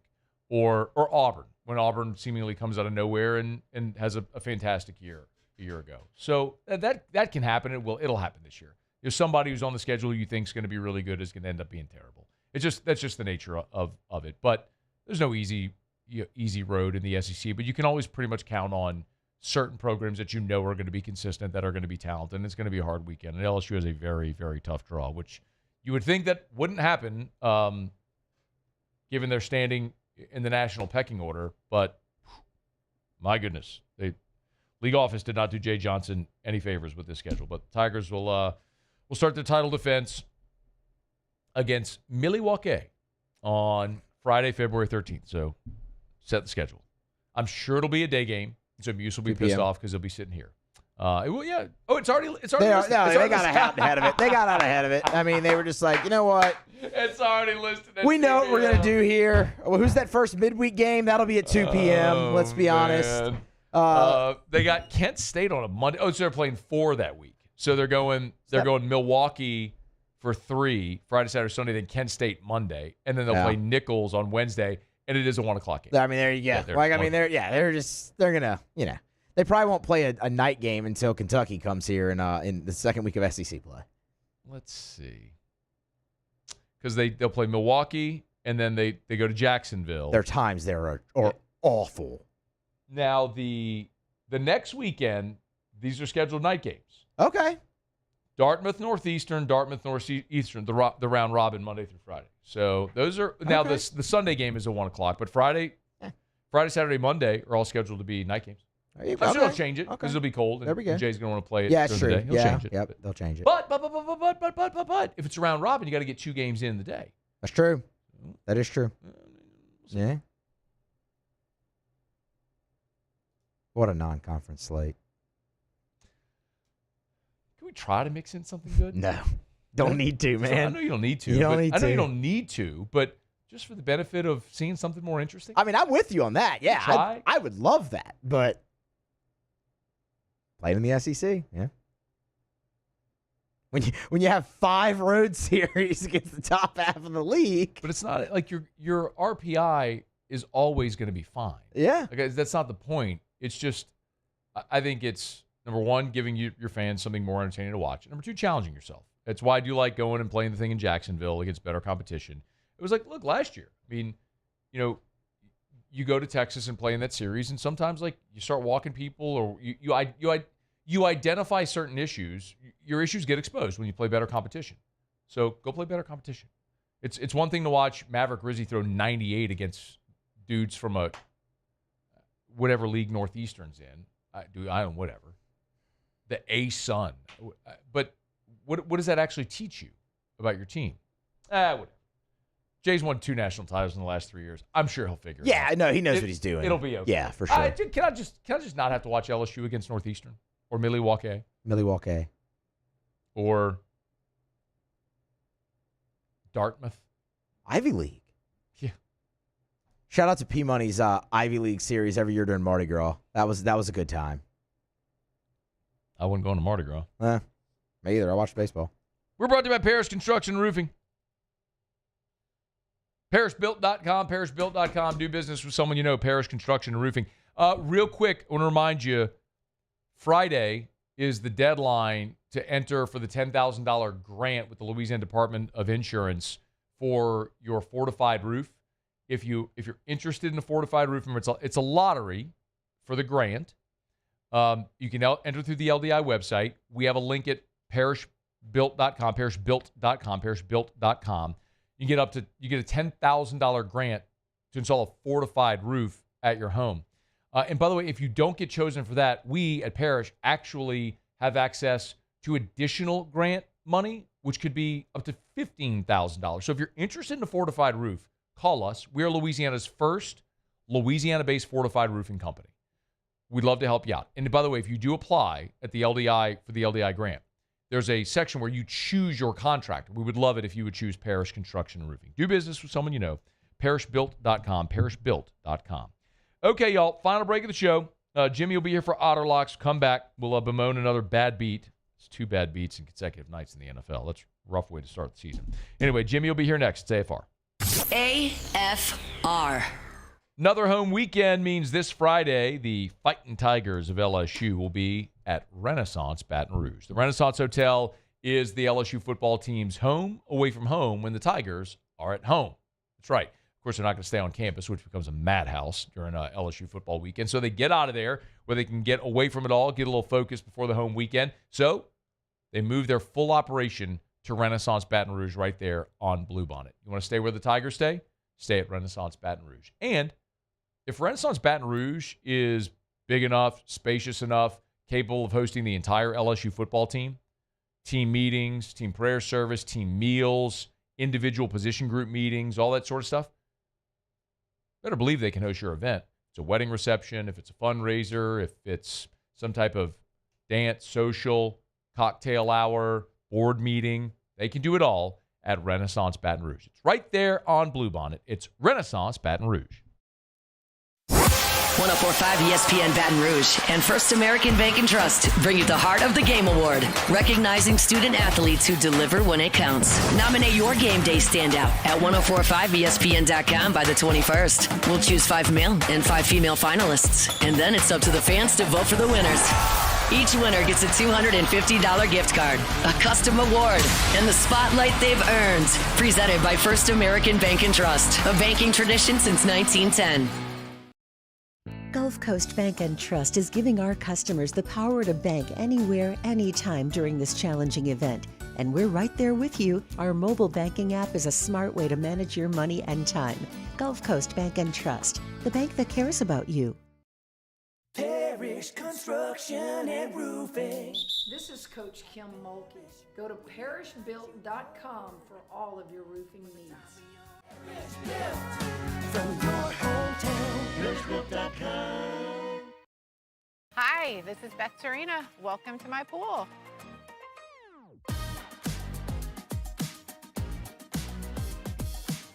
The first time I saw this beautiful pool, it exceeded every expectation that I had. They were able to get everything we wanted in this pool. It is a beautiful pool. We live out here. We eat out here. We watch TV out here. This is like our living room outside. We love this pool and everything about it. When we decided to build our pool, we called a great friend who is one of the best pool builders in the country in North Louisiana, and we said, who would you choose to build a pool in Baton Rouge? And without a hesitation, he told us Russell Pools. He said their history, tradition of great builds, great pools was unmatched. So of course, who did we call? Russell Pools.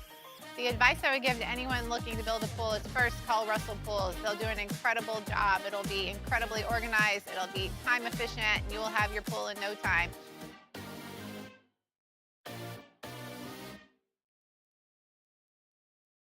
Today, we are shaping tomorrow. We are researching how extreme stress impacts the immune system, from trauma victims to athletes and even astronauts. Our work is leading the way in sepsis treatment, saving countless lives. We're unlocking the mind with music in exciting new ways. Our Lady of the Lake Health and LSU are improving the health of our state. That's the impact of champions. Imagine the impact we'll have on the future. Together, we roar. At Ochsner, we know healing is a team sport. That's why we've partnered with world-renowned orthopedic surgeon Dr. James Andrews to create the Ochsner Andrews Orthopedics and Sports Medicine Institute. Whether you're a professional athlete or a weekend warrior, our team of specialists are dedicated to getting you back in the game. So whatever your reasons are for reaching your personal best, we've only got one: you. Ochsner Andrews. After further review, powered by Sunshine, your hometown John Deere dealer in Louisiana.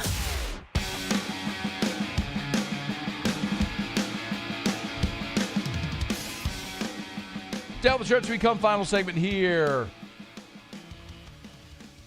on a Tuesday edition of AFR, powered by Sunshine, your hometown John Deere dealer in Louisiana. One thing left to do. Let's find out what we're betting on tonight. Time for Otterlocks.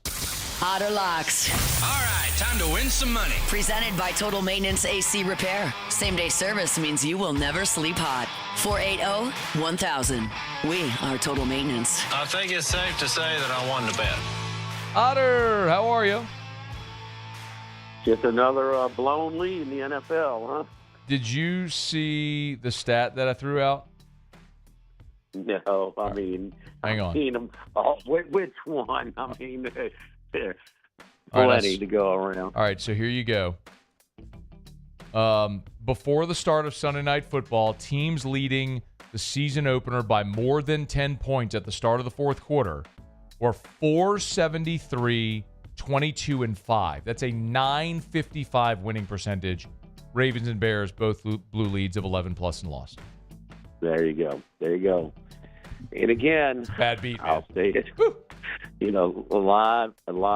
You know, you kind of, as soon as they went backward, made it a long field goal. Santos missed it, and then all right, but then they popped the play. I'm like, there's the spark. Yep. Now, you know, I didn't know they would finish with a touchdown, but they did. Now, once they cut it to 5, then if you're not hedging a little bit by then, you know, you you're getting a little greedy because that game is momentum. Some people say momentum doesn't exist. Okay, all right. Well, it is.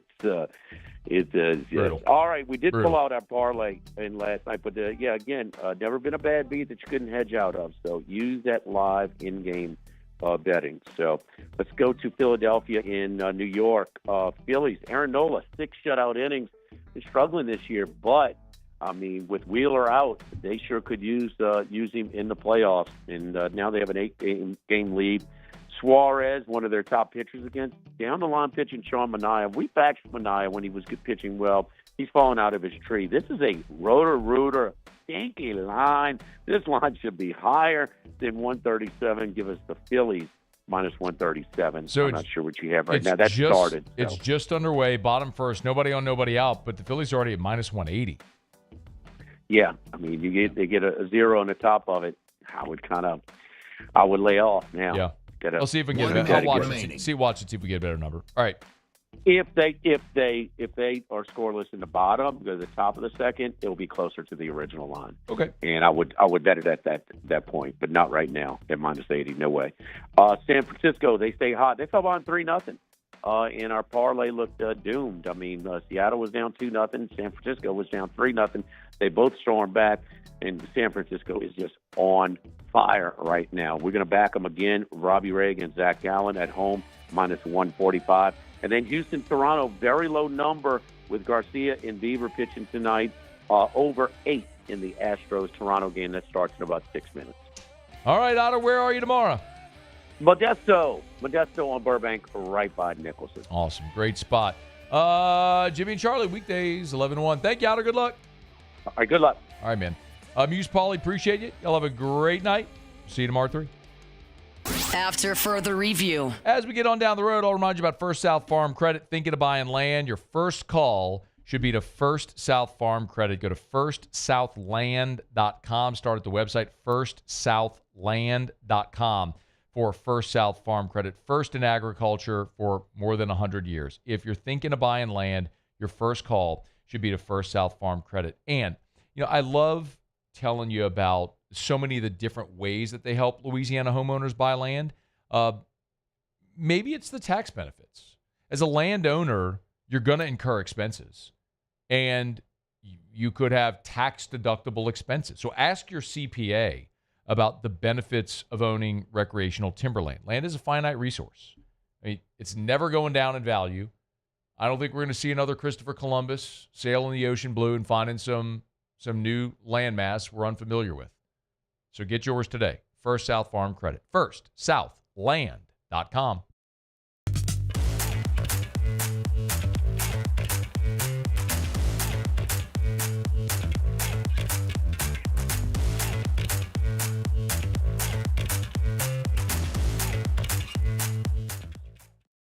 At Luba Workers' Comp, our journey began over 30 years ago with a simple belief. Our clients come first. At Luba, our business has always been focused on people, not policies. Through every success and challenge, we've continued to grow because we've stayed true to our values, committed to providing you with genuine dependability. Because your well-being is more than a priority. It's our purpose.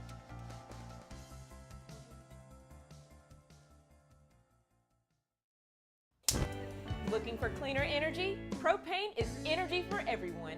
And when you're cooking with clean, affordable propane, you're cooking with gas. In the wintertime, nothing heats a home like Louisiana propane. And when you need hot water, propane's got you covered. Oh, and you won't regret that propane generator when the power goes out. I'm Miss Louisiana, Gabrielle McLeod, and to find more information and to find a propane dealer near you, visit louisianapropane.com. ED, low T, or simply seeking to optimize your health and performance? Goodwood Men's Sexual Wellness offers a range of discreet services to address your specific needs. We empower men to reclaim their health and confidence. Visit yourgoodwood.com. At Sunshine, we know what you see when you look at your land. Where others may see dirt, you see the foundation you've built your life on. It's hallowed ground. It's past, present, and future. We're proud to provide quality John Deere equipment to help you maintain the land you love. Check out our current promotions and learn more about what it means to be powered by sunshine at sunequip.com. BRAC teamed up to reimagine your parks, and you imagined big. With your help, we went to work, creating 12 beautiful community parks across the parish. A family-sized water park, miles and miles of trails, and parks just for your dogs. There are more places to splash, to explore, to run wild, and even soar. You imagined, we delivered. Gold. BRAC, your #1 park system in the nation. River Parish Contractors has immediate openings for structural steel shop fabricators. Call or text Big Jake today at 318-547-1000 or go to rpcontractors.com and click on employment. River Parish Contractors. Let's get building. Tiger Country is 100.7 The Tiger. In the car on 100.7 FM or on the 100.7 The Tiger app. 90s country and beyond. 100.7 The Tiger.